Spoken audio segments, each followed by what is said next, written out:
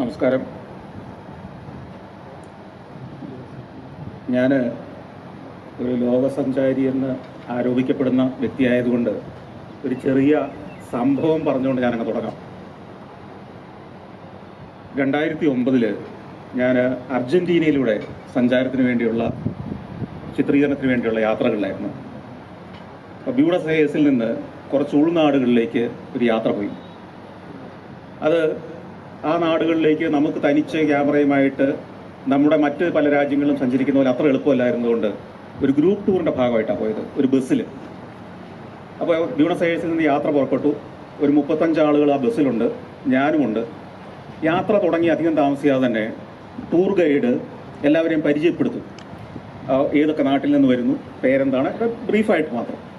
അപ്പോൾ ഞാൻ മുൻപിലിരിക്കാനാണ് സാധാരണ ഇഷ്ടപ്പെടുന്നതെങ്കിലും അന്ന് സീറ്റ് കിട്ടിയത് കുറച്ച് പുറകിലായിട്ടാണ്. അപ്പോൾ ഞാൻ കയറിയപ്പോൾ മുതൽ ചിത്രീകരണം ഇതൊന്ന് ഷൂട്ട് ചെയ്തെടുക്കുക എന്നുള്ള വ്യഗ്രതയിലാണ്. ഇങ്ങനെ ഓരോരുത്തരെ ഇൻട്രൊഡ്യൂസ് ചെയ്ത് എന്ന് വന്നു. അവസാനം എൻ്റെ അടുത്തെത്തി. ഞാൻ സന്തോഷ് ജോർജ്, ഇന്ത്യയിൽ നിന്നാണ് എന്ന് പറഞ്ഞു. ഉടനെ ഗൈഡ് എൻ്റെ കയ്യിൽ നിന്ന് മൈക്ക് പിടിച്ചു വാങ്ങിയിട്ട് അവർ പറഞ്ഞു, എല്ലാവരും ഒന്ന് കൈയടിക്കൂ, ഒരു കാരണമുണ്ട്. അപ്പോൾ എനിക്ക് മനസ്സിലായില്ല, അതുവരെ നിരവധി ലോകരാജ്യങ്ങളിലൂടെ പോയിട്ടും ഇന്ത്യക്കാരനാണെന്ന് പറഞ്ഞിട്ട് ആരും കൈയടിച്ചിട്ടില്ല. അപ്പോൾ എനിക്കും ആകാംക്ഷയായി. അപ്പോൾ അദ്ദേഹം മൈക്കിൽ കൂടെ പറഞ്ഞു, ഇന്നലെ ഓസ്കാർ അവാർഡുകൾ പ്രഖ്യാപിച്ചു. അതിൽ ഇന്ത്യൻ സിനിമയ്ക്കാണ്, അയാൾ തെറ്റിദ്ധരിച്ച് പറഞ്ഞതാണെങ്കിലും ഇന്ത്യൻ സിനിമയ്ക്ക് സ്ലങ് ഡോഗ് മില്യനർ എന്ന് പറയുന്ന ഇന്ത്യൻ സിനിമയ്ക്ക് 6 or 7 ഓസ്കാറുകൾ കിട്ടിയിരിക്കുന്നു. ഇന്ത്യക്കാരെ നമുക്കൊന്ന് അഭിനന്ദിക്കാം. എല്ലാവരും കൈയടിച്ചു. ഈ 35 പേരും കൈയടിച്ചു എന്ന് മാത്രമല്ല, ആ യാത്രയിലുടനീളം തിരിച്ചിവിടെ എത്തുവോളം മറ്റ് ടൂറിസ്റ്റുകൾ ഉൾപ്പെടെയുള്ള ആളുകൾ നമുക്കൊരു സ്പെഷ്യൽ പരിഗണനയാണ് തന്നത്. കാണുമ്പം ഓഹോ, ഒരു ബഹുമാനം, ആദരവ്. അന്നേ വരെയും അതിനുശേഷവും ഇന്ത്യക്കാരൻ എന്ന പേരിൽ യാത്ര ചെയ്തിട്ട് എനിക്ക് അങ്ങനെ ഒരു ആദരവ് കിട്ടിയിട്ടില്ല. അതിന് മാത്രമൊന്നും ഞാൻ ചെയ്തിട്ടില്ലാത്തത് കൊണ്ടും ഈ നാട്ടിനെ കുറിച്ച് അവർക്ക് അറിയാത്തത് കൊണ്ടും ആവാം. അപ്പോൾ അന്ന് എനിക്കൊരു കാര്യം മനസ്സിലായി, ഓസ്കാർ വേദിയിൽ പേര് അനൗൺസ് ചെയ്യപ്പെട്ട് കഴിഞ്ഞാൽ ആ രാജ്യം അതുവരെ എന്ത് ചെയ്തു, അതുവരെ എന്തൊക്കെ നേട്ടം ഉണ്ടാക്കി എന്നതൊക്കെ വിസ്മരിച്ചുകൊണ്ട് ലോകം ആദരിക്കുന്ന ഒരു ദിവസത്തിലേക്ക് കടക്കുകയാണെന്ന്. ഈ സംഭവം ഞാൻ പറയാൻ കാര്യം, നമുക്കറിയാം, നമ്മൾ ഇന്ന് ആഘോഷിക്കുന്നത് അല്ലെങ്കിൽ ഇന്നിവിടെ ഒത്തുചേർന്നിരിക്കുന്നത് ഒരു സിനിമയുടെ 25ാമത്തെ ദിവസം നമ്മളൊന്ന് ആഘോഷിക്കാൻ വേണ്ടിയിട്ടാണ്. മലയാള സിനിമയിൽ 25 ദിവസങ്ങൾ ഒരു സിനിമ പിന്നിട്ടു എന്നത് വലിയ അത്ഭുതമൊന്നുമല്ല. 100, 120, 200, 250, 365 ദിവസം വരെ പിന്നിട്ട സിനിമകളുണ്ട്. പക്ഷേ ഈ സിനിമ എന്താണ് വ്യത്യസ്തമാക്കുന്നതെന്ന് വെച്ചാൽ, നമുക്ക് ലോകത്തിന് മുന്നിൽ മലയാളത്തിന്, കേരളത്തിന് മുന്നോട്ട് വയ്ക്കാൻ കഴിയുന്ന ഒരു ഉൽപ്പന്നം കിട്ടിയിരിക്കുന്നു, ഒരു സൃഷ്ടി കിട്ടിയിരിക്കുന്നു എന്നുള്ളതാണ്. അതിൽ നമുക്ക് അഭിമാനിക്കാൻ കഴിയണം. ഈ 25 ദിവസം പിന്നിടുമ്പോൾ ഒരു കാര്യം തെളിയിച്ചു, ഇത് മനുഷ്യൻ സ്വീകരിച്ച, മനുഷ്യൻ്റെ ഹൃദയത്തെ സ്പർശിച്ച ഒരു സിനിമയാണ്. ഇത് ഭാഷയ്ക്കതീതമായി ആളുകൾ ഉൾക്കൊണ്ടു കഴിഞ്ഞൊരു സിനിമയാണ്. എത്രയോ മേഖലകളിൽ നിന്ന് അതിപ്രശസ്തരും സിനിമയെ അതിനിശിതമായി വിമർശിക്കുകയും ശക്തമായി സമീപിക്കുകയും ചെയ്യുന്ന ആളുകളും അവരുടെ സന്ദേശങ്ങളിലൂടെ ഈ സിനിമയെ പുകഴ്ത്തിക്കൊണ്ടിരിക്കുന്നു. അപ്പോൾ ഈ സിനിമ പിറന്നു വീണ മലയാളം, കേരളം ഈ സിനിമയെ ഇനി എങ്ങനെ പ്രയോജനപ്പെടുത്താൻ പോകുന്നു? ഈ സിനിമയിലൂടെ കേരള സമൂഹം മലയാളം എന്ന ഭാഷ എങ്ങനെ ലോകത്തിൻ്റെ പ്ലാറ്റ്ഫോമിലേക്ക് എത്താൻ പോകുന്നു? അതിനെക്കുറിച്ചാണ് നമുക്കിന്ന് ചർച്ച ചെയ്യേണ്ടത്, നമുക്ക് ഡിസ്കസ് ചെയ്യേണ്ടത്. അതിൽ നമ്മുടെ ക്രിയേറ്റീവായ കോൺട്രിബ്യൂഷൻസ്, ഒപ്പം ഈ സിനിമ എന്തുകൊണ്ട് വ്യത്യസ്തമാകുന്നു, ഈ സിനിമയുടെ ലോക പ്ലാറ്റ്ഫോമിലേക്ക് എത്തുമ്പോൾ ഉള്ള പ്രത്യേകതകൾ എന്തൊക്കെയാണ്, ഇത് ചർച്ച ചെയ്യാൻ വേണ്ടിയാണ് നമ്മുടെ മാധ്യമ മേഖലയിലെ ഏറ്റവും പ്രമുഖ വ്യക്തികൾ ഇവിടെ ഒത്തുചേർന്നിരിക്കുന്നത്. ഞാനതിൻ്റെ ഒരു ആമുഖം പറയുന്നു എന്ന് മാത്രമേ ഉള്ളൂ. മോഡറേറ്റർ എന്ന നിലയിലൊക്കെ എന്നേക്കാൾ പ്രഗത്ഭരായ ആളുകളാണ് ഈ വട്ടത്തിലിരിക്കുന്ന ആളുകളൊക്കെ തന്നെ. അതുകൊണ്ട് അവരെ മോഡറേറ്റ് ചെയ്യുക എന്നതല്ല എൻ്റെ ജോലി. ഈ സിനിമ മുന്നോട്ട് വയ്ക്കുന്ന ഒരാശയം നമുക്കറിയാം. ഒരു ജീവിതം തേടി, ജീവിതം പിടിക്കാൻ വേണ്ടി, ജീവിക്കാൻ വേണ്ടി നാടുവിട്ടു പോകേണ്ടി വരുന്ന കോടാനുകൂടി മനുഷ്യരുടെ, അവരെ പ്രതിനിധാനം ചെയ്യുന്ന ഒരു വ്യക്തിയുടെ കഥയാണ്. ഞാൻ ഈ ലോകയാത്ര നടത്തുമ്പോൾ ശ്രദ്ധിച്ചിട്ടുള്ള കാര്യം, ഈ മൈഗ്രേഷൻ കേരളത്തിൽ നിന്ന് നമ്മൾ പലപ്പോഴും ചിന്തിക്കും, കേരളത്തിൽ നിന്നാണ് ഏറ്റവും അധികം ആളുകൾ വിദേശ രാജ്യങ്ങളിലേക്ക് പോകുന്നത്. ഇപ്പോഴാണെങ്കിൽ ചെറുപ്പക്കാർ വരെ ഒഴുകിക്കൊണ്ടിരിക്കുന്ന ഒരു കാലമാണ്. ഇത് കേരളത്തിൻ്റെ മാത്രം പ്രശ്നമല്ല, അല്ലെങ്കിൽ കേരളം മാത്രം അഭിമുഖീകരിക്കുന്ന പ്രശ്നമല്ല. നമ്മൾ യൂറോപ്പിലേക്ക് ചെല്ലുമ്പോൾ, മെഡിറ്ററേനിയൻ സമുദ്രത്തിലൂടെ കപ്പലിൽ യാത്ര ചെയ്താൽ, അല്ലെങ്കിൽ മാൾട്ട പോലുള്ള രാജ്യങ്ങളിൽ ചെല്ലുമ്പോൾ നമ്മൾ ഓരോ ദിവസവും കാണുന്നത് നോർത്ത് ആഫ്രിക്കയിൽ നിന്ന് മീൻ പിടിക്കാൻ പോകുന്ന ബോട്ടുകളിൽ പോലും യൂറോപ്പ് എന്ന ഒരു സ്വപ്ന ലോകം മുന്നിൽ കണ്ടുകൊണ്ട് ജീവൻ പണയം വെച്ച് കുടിയേറാൻ വേണ്ടി വ്യഗ്രതയോടെ കടന്നു പോകുന്ന ആളുകൾ. ലാറ്റിൻ അമേരിക്കൻ ഭാഗങ്ങളിൽ നിന്ന് മെക്സിക്കോ കടന്ന് വലിയ വൻമതിലും വേലിക്കെട്ടുകളും കടന്ന് അമേരിക്ക എന്ന സ്വപ്നരാജ്യത്തേക്ക് ഒന്ന് കയറാൻ വേണ്ടി പോകുന്ന ആളുകൾ, ഇതിനിടയിൽ മരിച്ചു വീഴുന്ന നിരവധി ആളുകൾ.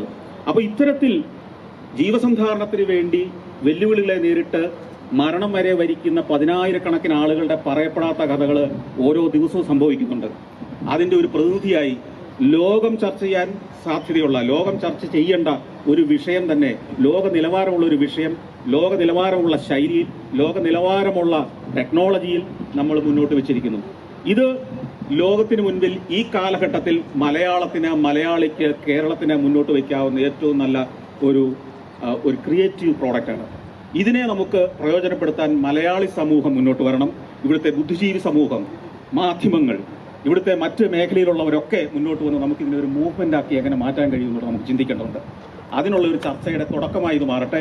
ഇത് കേരളം കൊണ്ട് തീരേണ്ടതല്ല, ഇത് ഇന്ത്യയുടെ പാൻ ഇന്ത്യൻ ലെവലിലുള്ള ഒരു ചർച്ചയായിട്ട് നമുക്കിത് മാറ്റേണ്ടതുണ്ട്. കൂടാതെ ഇത് നമുക്കറിയാം, സമയബന്ധിതമാണിത്. അത് 3-4 വർഷമോ 5-6 വർഷം നമുക്കിതിനില്ല. അടുത്ത ഏതാനും നാളുകൾ കൊണ്ട് നമുക്കിതിനെ പ്രയോജനപ്പെടുത്താൻ കഴിയണം. ഇവിടെയാണ് മലയാളി, കേരളം, മലയാള സംസ്കാരം, കേരള സംസ്കാരം എന്ന വികാരം നമുക്ക് ജ്വലിപ്പിക്കേണ്ടത്. അന്യനാട്ടുകാർ, മറ്റ് സംസ്കാരക്കാർ അവർക്ക് വേണ്ടി ഒന്നിച്ചു നിൽക്കുന്നത് കാണുമ്പോൾ അസൂയപ്പെടുക മാത്രമല്ല, നമുക്കും അത് സാധ്യമാകുമെന്നും നമ്മുടെ ഒരു സിനിമ ലോക നിലവാരത്തിലേക്ക് എത്തിച്ച് ലോകത്തിന്റെ മുൻപിൽ നിവർന്നു നിൽക്കാൻ, കുടിയേറി പണിയെടുക്കാൻ കഴിയുന്ന സമൂഹം മാത്രമല്ല, ലോകത്തിന്റെ മുമ്പിൽ അഭിമാനകരമായ ചില സാധനങ്ങൾ മുന്നോട്ട് വെക്കാൻ കഴിയുന്ന ഒരു ജനസമൂഹം കൂടിയാണ് എന്ന് നമ്മൾ തെളിയിക്കേണ്ടിയിരിക്കുന്നു. അതിനുള്ളൊരു അവസരമായി ഈ ആടുജീവിതത്തെ നമുക്ക് മാറ്റാം. അതിന് മുന്നിട്ടിറങ്ങിയ, അതിന് ചുക്കാൻ പിടിച്ച ബ്ലസ്സി സാറിനെയും പൃഥ്വിരാജിനെയും അദ്ദേഹത്തിന് അവരുടെ ആ ടീമിനെയും എല്ലാം നമുക്ക് അപ്രീഷിയേറ്റ് ചെയ്യാം. ഞാൻ അവർക്കെല്ലാം അഭിനന്ദനം അർപ്പിക്കുകയും കൂടെ ചെയ്യുന്നു. അടുത്തതായിട്ട് ഞാൻ അടുത്ത ആളുകളിലേക്ക് കൈമാറുന്നു. ശ്രീകണ്ഠൻ സാർ. ബ്ലസ്സി ഇങ്ങനൊരു സിനിമയുടെ ആശയമായിട്ട് ഇതിൻ്റെ പ്രശസ്തനായ പ്രൊഡ്യൂസറെ അപ്രോച്ച് ചെയ്യുന്ന സമയം മുതലേ ഞാനിത് കാണുന്നുണ്ടായിരുന്നു.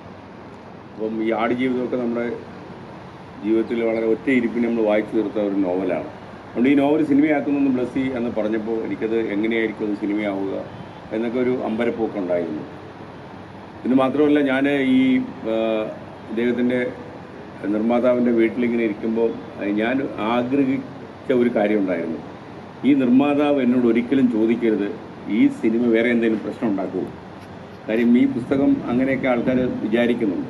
പക്ഷേ ആ സിനിമ കാണുമ്പോഴും ആ പുസ്തകം വായിക്കുമ്പോഴും യഥാർത്ഥത്തിൽ ആ സിനിമയുടെ ഉള്ളടക്കമൊക്കെ നമ്മൾ ഒരു സിനിമ കണ്ടതിന് ശേഷം ഒന്ന് മാനസികമായിട്ട് വിലയിരുത്തുമ്പോൾ ആ സിനിമ പറയുന്ന ഒരു കാര്യം, അഥവാ ഈ മൈഗ്രേഷൻ എന്ന് സന്തോഷ് കുളങ്ങര പറഞ്ഞ കുടിയേറ്റം എന്ന് പറയുന്ന ഈ സംഭവം ഇൻ്റർനാഷണലി സമ്മതിക്കുന്നതാണ്. എപ്പോഴും നമ്മൾ അന്തർദേശീയ സിനിമകൾ കാണുമ്പോഴും, ഓസ്കർ കടന്നുപോയ സിനിമകൾ കാണുമ്പോഴും അന്തർദേശീയമായി കമ്മ്യൂണിക്കേറ്റ് ചെയ്യപ്പെടുന്ന സിനിമകൾക്ക് മാത്രമേ പുരസ്കാരങ്ങൾ ലഭിച്ചിട്ടുള്ളൂ. ഒരിക്കലൊരു അമേരിക്കക്കാരൻ എന്നോട് പറയുമായിരുന്നു, ന്യൂയോർക്കിൽ വെച്ചാണ് എന്നോട് അയാൾ പറഞ്ഞത്. എന്നോട് പറഞ്ഞു, ഞാൻ മലയാള സിനിമ ഇഷ്ടപ്പെടുന്ന ഒരാളാണ്. എന്നുവെച്ചാൽ കോവിഡ് കാലം കഴിഞ്ഞപ്പം ഒരുപാട് മലയാള സിനിമകൾ കംബോഡിയ പോലെ വളരെ പിന്നോക്കം നിൽക്കുന്നു നമ്മൾ വിശ്വസിക്കുന്ന സ്ഥലത്ത് പോലും അവിടുത്തെ ടെലിവിഷനിലും അല്ലാതെ ഒക്കെ തന്നെ സംപ്രേഷണം ചെയ്യുന്നുണ്ട്. അവിടുത്തെ ആളുകളും കാണുന്നുണ്ട്. ഒരുപക്ഷെ കോവിഡ് നമുക്ക് നൽകിയ ഏറ്റവും വലിയ സംഭാവന നമ്മുടെ സിനിമകൾ, നമ്മുടെ പ്രത്യേകിച്ച് മലയാളത്തിൽ ഉണ്ടാക്കുന്ന സിനിമകൾ പരിമിതമായ ഒരു ലോകത്ത് പരിമിതപ്പെടുത്തിയിരുന്നെങ്കിൽ അത് അതിൻ്റെ അതിരുകളൊക്കെ മായിച്ച് വിദേശ നാടുകളിലൊക്കെ ആളുകൾ കണ്ടു തുടങ്ങി. ഒരു വാർത്താവിതരണ വകുപ്പ് സെക്രട്ടറി, ഒരു IAS കാരൻ തന്നെ അദ്ദേഹം പറഞ്ഞത്, അദ്ദേഹം ആദ്യമായിട്ടാണ് മോഹൻലാലിൻ്റെ ഒരു സിനിമ കാണുന്നതെന്നാണ് അദ്ദേഹം പറഞ്ഞത്. അപ്പോൾ അവർക്കൊക്കെ യഥാർത്ഥത്തിൽ മലയാള സിനിമയോട് വല്ലാത്ത ആദരവുണ്ട്.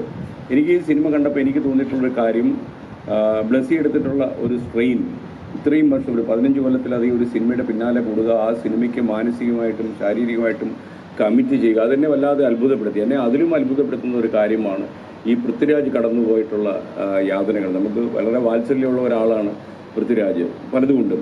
അപ്പോൾ പക്ഷേ ഒരുപക്ഷെ ഒരു നടൻ ഇത്രയും കൂടുതൽ കമ്മിറ്റഡായിട്ട് തൻ്റെ ശരീരം, തൻ്റെ മനസ്സിൻ്റെ ആഗ്രഹത്തിനനുസരിച്ച് വഴക്കിയെടുക്കുക, അത് ചെറുതാക്കുക, വലിപ്പത്തിലാക്കുക, ഇതൊക്കെ അങ്ങനെയുള്ളൊരു മാജിക്കെല്ലാം പൃഥ്വിരാജ് ഈ സിനിമയിൽ ചെയ്തിട്ടുണ്ട്. എൻ്റെ ഭാര്യയും ഞാനോടാണ് ഈ സിനിമ കാണാൻ പോയത്. ഞാൻ എൻ്റെ ഭാര്യയോടൊരു ചോദ്യം ചോദിച്ചു, ഈ സിനിമയിൽ ഒരു സ്ഥലത്ത് ഒരു വസ്ത്രവും ഇല്ലാതെ പൃഥ്വിരാജ് പ്രത്യക്ഷപ്പെടുന്നുണ്ട്, നിനക്ക് അവിടെ എന്തെങ്കിലും തോന്നിയോ എന്ന് ചോദിച്ചു. എനിക്കൊന്നും തോന്നിയില്ല എന്ന് പറഞ്ഞു. അങ്ങനെ തോന്നിയില്ല എന്ന് പറഞ്ഞാൽ തന്നെ അത് ആ സിനിമയുടെ ഏറ്റവും വലിയ വിജയമാണെന്നാണ് ഞാൻ മനസ്സിലാക്കുന്നത്. കാരണം ആ സിനിമയിലെ നജീവ് എന്ന് പറയുന്ന കഥാപാത്രത്തോട് ഉൾക്കൊള്ളുകയും അയാൾ ചെന്നുപെട്ടിരിക്കുന്ന ഈ യാതന നിറഞ്ഞ ആ ജീവിതം തീർച്ചയായിട്ടും മലയാളി അതിനോട് പൊരുത്തപ്പെട്ടു എന്നുള്ളതാണ്. അപ്പോൾ ഇവിടെ നമ്മൾ അടിസ്ഥാനപരമായിട്ട് ഉയർത്തുന്ന ഒരു കാര്യം ഈ അടിമ വേലയും കുടിയേറ്റവും അത് ലോകത്ത് അന്യമായ കാര്യങ്ങളല്ല, ഇപ്പോഴും പല സ്ഥലത്തും നടക്കുന്നുണ്ട്. നമ്മൾ പറയുന്ന ചില അപരിഷ്കൃതമായ ജീവിത ചുറ്റുപാടുള്ള സ്ഥലങ്ങളിലൊക്കെ തന്നെ ഇത് ഒരുപാട് നടക്കുന്നുണ്ട്. അത് എനിക്ക് തോന്നുന്നത് ഇവർ ഒരുപക്ഷെ ഒരു മലയാള സിനിമ ബോക്സ് ഓഫീസിൽ വിജയിപ്പിക്കാൻ വേണ്ടിയാണെങ്കിൽ ഇത്ര കൂടുതലൊന്നും ടെൻഷൻ എടുക്കേണ്ട കാര്യമല്ല. സിനിമകൾക്ക് പറ്റുന്ന പ്രമേയം, നമ്മുടെ തിയേറ്ററിലെ പ്രേക്ഷകരെ ആകർഷിക്കാൻ കിട്ടുന്ന പ്രമേയങ്ങൾ, അതൊക്കെ നമ്മുടെ നാട്ടിൽ ഒരു രീതിയിലും മറ്റൊരു രീതിയിൽ ഇഷ്ടം പോലെ ലഭ്യമാണ്. അപ്പോൾ അതൊന്നും അലയിരുന്നില്ല ബ്ലസ്സിയുടെ വീക്ഷണമെന്ന് എനിക്ക് സിനിമ കണ്ടപ്പോൾ മനസ്സിലായി. ഇത് മാത്രമല്ല, ഈ സിനിമയുടെ ഏറ്റവും വലിയ ഒരു അഡ്വാൻറ്റേജ് എന്ന് പറയുന്നത് സന്തോഷ് ജോർജൊക്കെ പറഞ്ഞതുപോലെ നമ്മുടെ അതിരുകൾ മായിച്ച് ഈ സിനിമയ്ക്ക് ഒരുപാട് പുരസ്കാരങ്ങൾ സ്വന്തമാക്കാൻ കഴിയും. ഒരുപക്ഷെ നമുക്ക് പിൽക്കാലത്ത് നമ്മുടെ സിനിമയുടെ ചരിത്രം രേഖപ്പെടുത്തുമ്പോൾ ഈ സിനിമ കൊണ്ടുവരാൻ സാധ്യതയുള്ള പുരസ്കാരങ്ങളൊക്കെ വളരെ കൂടുതലാണ്. എനിക്ക് തോന്നിയിട്ടുള്ളത് ഇപ്പോൾ ഈ സിനിമ ഒരു ഇംഗ്ലീഷോ അല്ലെങ്കിൽ മറ്റുള്ള ഭാഷക്കാർക്ക് മനസ്സിലാകുന്ന ഭാഷയിലേക്ക് പരിവർത്തനം ചെയ്യപ്പെട്ട് വിദേശ നാടുകളിലേക്ക് നെറ്റ് വഴി സഞ്ചരിക്കുമ്പോൾ തീർച്ചയായിട്ടും ഈ സിനിമയ്ക്ക് ഒരുപാട് ആരാധകരുണ്ടാകുമെന്ന കാര്യത്തിൽ ഒരു സംശയവുമില്ല. കാരണം ഇതിൽ മനസ്സിലാവായിക ഒന്നും ഈ സിനിമയിലുണ്ടെന്ന് ഞാൻ കരുതുന്നില്ല. ഈ സിനിമ ഒരു മനുഷ്യൻ അവൻ്റെ പ്രവാസ കാലത്ത് അവൻ അനുഭവിക്കേണ്ടി വന്ന ഒരുപാട് ഒരുപക്ഷെ ഒരു മനുഷ്യനും ഒരു ജീവിതത്തിൽ സംഭവിച്ചുകൂടാത്ത തിന്മകളിലൂടെയും പ്രയാസങ്ങളിലൂടെയും കടന്നു പോകുന്നതിൻ്റെ കാഴ്ചപ്പാടും കഥയും തന്നെയാണ് ഈ സിനിമ നമ്മോട് പറയുന്നത്. അപ്പോൾ ഈ സിനിമയുടെ ഒരു ദൃശ്യത്തിൽ പോലും നമുക്കൊരു മനസ്സിലാവായിക എന്ന് പറയുന്ന സാധനം അനുഭവപ്പെടുന്നില്ല. ഈ സിനിമ വളരെ സങ്കീർണമായ ഒരു ജീവിതത്തെക്കുറിച്ചാണ് പറയുന്നതെങ്കിൽ പോലും ഈ സിനിമ ആദ്യന്തം ഒരു ലളിതമാണ് എന്ന് കൂടി നമുക്ക് പറയേണ്ടി വരും. അപ്പോൾ എനിക്ക് തോന്നുന്നത് ഈ നജീബ് എന്ന് പറഞ്ഞ കഥാപാത്രം കടന്നുപോയ ആദ്യന്തമുള്ള ടെൻഷൻ. അപ്പോൾ എന്നോട് ഈ അടുത്തിടെ ഒരു സുഹൃത്ത്, എൻ്റെ മാധ്യമത്തിൽ ജോലി ചെയ്യുന്നൊരു സുഹൃത്ത് ചോദിച്ചു, ഈ നജീബ് കള്ളത്തരം പറയുമായിരിക്കുമോ, ഇനി ഇത്രയൊക്കെ ഇയാൾ അനുഭവിച്ച് കാണുമെന്ന് ഒരു സംശയം അദ്ദേഹത്തിന് ഈ സിനിമ കണ്ടു കഴിഞ്ഞപ്പോൾ തോന്നുന്നു. എനിക്കൊന്ന് അദ്ദേഹം ആ പുസ്തകം വായിച്ചിട്ടതായി എനിക്ക് തോന്നുന്നില്ല. ഞാൻ നിങ്ങൾക്കറിയുന്ന പോലെ ഈ ഫ്ലവേഴ്സ് ഒരു കൂടി എന്നുള്ള ഞാൻ ഫ്ലവേഴ്സിൽ ചെയ്യുന്ന പ്രോഗ്രാമിൽ ഈ നജീബ് വന്നിരുന്നു. അപ്പോൾ ഈ നജീബിനോട് ഞാൻ ക്യാമറയ്ക്ക് മുന്നിലും ചോദിച്ചു, ക്യാമറയ്ക്ക് പിന്നിലും കുറേ കാര്യങ്ങൾ ചോദിച്ചു. ആ മനുഷ്യൻ്റെ ജീവിതം എങ്ങനെയായിരുന്നു ആ കാലത്ത് എന്നുള്ളത്. അത് എന്നെ വിസ്മയിപ്പിച്ചൊരു കാര്യം, പൃഥ്വിരാജ് ഈ ക്യാരക്ടറിലേക്ക് കയറുന്നതിന് മുമ്പ് ഇദ്ദേഹത്തെ കണ്ടിട്ടില്ല, അല്ലേ, അദ്ദേഹത്തിന് കണ്ടിരുന്നില്ല എന്നുള്ളതാണ് അദ്ദേഹം അത് പറയുണ്ടായി. അപ്പം ഇപ്പോൾ എന്നോട് എന്തെങ്കിലും ഒരാളൊരു കാര്യം ചെയ്യാൻ പറഞ്ഞാൽ അത് ആദ്യം സന്തോഷം ചോദിച്ചപ്പോൾ അങ്ങനെ ചെയ്തെങ്കിൽ ഞാൻ വണ്ടി പിടിച്ച് അങ്ങനെ വീട്ടിൽ പോയി ആദ്യം എന്തെങ്കിലും ചോദിച്ചറിഞ്ഞ് അങ്ങനെ മനസ്സിൽ പോലും കാണാത്ത കാര്യങ്ങൾ ഉൾക്കൊണ്ട് മടങ്ങി വരും. ഇതൊന്നും ഒരുപക്ഷെ അത് ആ സിനിമയ്ക്ക് ചിലപ്പോൾ നല്ലതായി ഭവിച്ചു എന്നല്ലേ പൃഥ്വിരാജിൻ്റെ അഭിപ്രായം എന്താ, നന്നായി എന്നാണ് തോന്നുന്നത്? സാറ് പറഞ്ഞ ശരിയാണ്. ഞാൻ നജീബ് ഈ സിനിമയുടെ അവസാന ദിവസത്തെ ഷൂട്ടിങ്ങിൽ അവസാനത്തെ ഷോട്ട് എടുത്തതിന് ശേഷമാണ് ആദ്യമായി അദ്ദേഹവുമായിട്ട് സംസാരിക്കുന്നത്. അങ്ങനെ തീരുമാനം എടുത്തെന്തിനായിരുന്നു? അതെ, അതിന്റെ നജീബിക്ക് എല്ലാ തരത്തിലുള്ള ആക്സസും എപ്പോഴും ഉണ്ടായിരുന്ന വ്യക്തിയാണ്. കാരണം ബ്ലസ് ചേട്ടൻ്റെ സുഹൃത്താണ്, ബെന്നി ചേട്ടൻ്റെ സുഹൃത്താണ്, എല്ലാവർക്കും അറിയാം, എപ്പോൾ വേണമെങ്കിലും കാണാം. ഈ റിയൽ ലൈഫ് കഥാപാത്രങ്ങൾ നമ്മൾ തിരശ്ശീലയിലേക്ക് നമ്മൾ പകർത്തെടുക്കുമ്പോൾ രണ്ട് തരം പ്രോസസ്സുകളാണ്. ഇപ്പം എൻ്റെ ഒരു സുഹൃത്ത് രൺവീർ സിംഗ് എന്ന് പറഞ്ഞൊരു നടൻ 1983 എന്ന സിനിമയിൽ കപിൽ ദേവായി അഭിനയിച്ചു. അപ്പോൾ അതിലൊരു ഇമിറ്റേഷൻ വളരെ ആവശ്യമാണ്. കാരണം ഇപ്പോൾ കപിൽ ദേവ് എന്ന് പറയുന്ന ലെജൻഡറി ക്രിക്കറ്ററിനെ നമുക്ക് എല്ലാവർക്കും അറിയാം. അദ്ദേഹം എങ്ങനെയാണ് ബോൾ ചെയ്തിരുന്നത്, എങ്ങനെയാണ് ബാറ്റ് ചെയ്തിരുന്നത്, അദ്ദേഹം എങ്ങനെ സംസാരിച്ചിരുന്നു എന്നുള്ള എല്ലാവർക്കും അറിയാം. അപ്പോൾ നമ്മളൊരു ഇമിറ്റേഷൻ്റെ ലെയർ വളരെ ആവശ്യമാണ്. ഇപ്പോൾ രൺവീർ കപിൽ സാറിൻ്റെ വീട്ടിൽ പോയി താമസിച്ച് 1-2 മാസത്തോളം രൺവീറും അദ്ദേഹത്തിന്റെ വീട്ടിൽ പോയി താമസിച്ച് അദ്ദേഹം സംസാരിക്കുന്നതും ഒക്കെ കണ്ട് പഠിച്ച് അങ്ങനെ ഇംബൈബ് ചെയ്തെടുത്ത ഒരു ഓൾമോസ്റ്റ് ഒരു ഇമിറ്റേഷൻ / പെർഫോമൻസ് ആണ് ആ സിനിമയിൽ രൺവീർ ചെയ്തിരിക്കുന്നത്.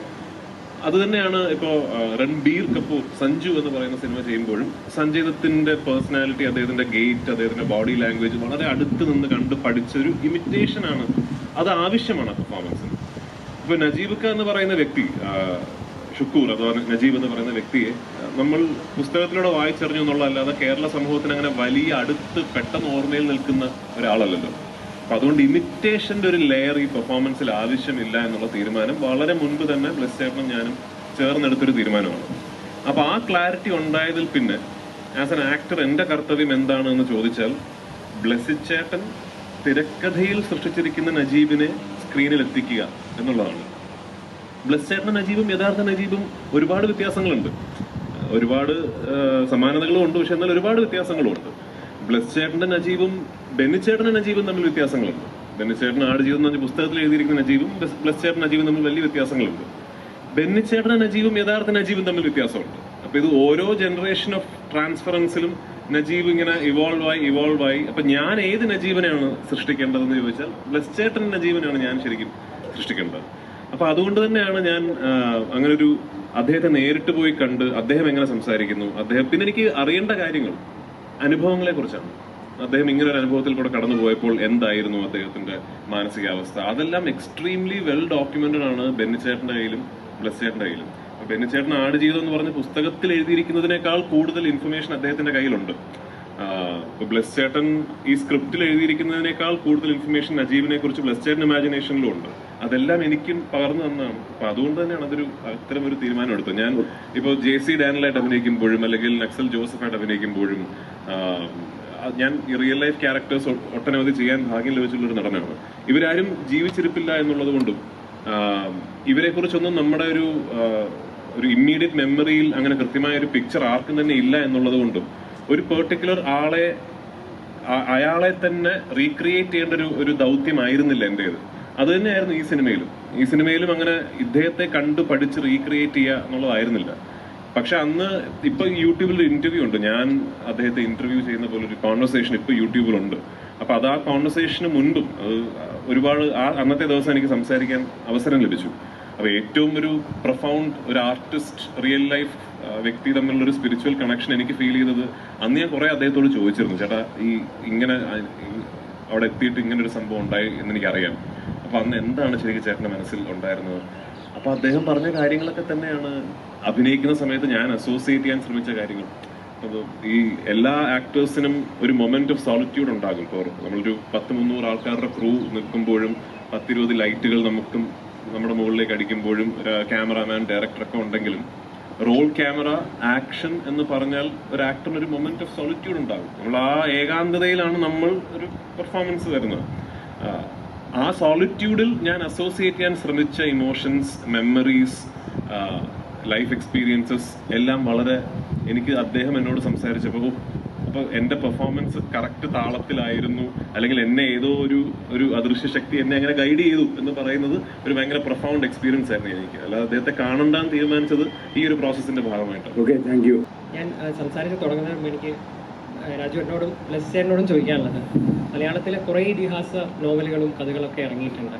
ഈ ആടുജീവിതം എന്നൊരിത് എങ്ങനെയാണ് ബ്ലസ്ചേട്ടൻ്റെ മനസ്സിൽ അതൊരു സിനിമയായിട്ട് രൂപപ്പെട്ടത്? ആ സമയത്ത് രാജുവേട്ടനോട് കൂടെയുള്ളതാണ്, ആ സമയത്ത് ഈ പറഞ്ഞ പെർസ്പെക്റ്റീവ്സ് ഒക്കെ ചിന്തിച്ചിരുന്നു. തൊഴിൽ തർക്കം, ഒരു കുടിയേറ്റം തുടങ്ങിയ രാജ്യാന്തര തലത്തിൽ തന്നെ ചർച്ച ചെയ്യപ്പെടുന്ന വിഷയങ്ങൾ നമ്മുടെ മലയാളത്തിൽ ഒരു കഥയിലൂടെ പറഞ്ഞ് തീർക്കാമെന്ന് ആ സമയത്ത് ചിന്ത വന്നിരുന്നു.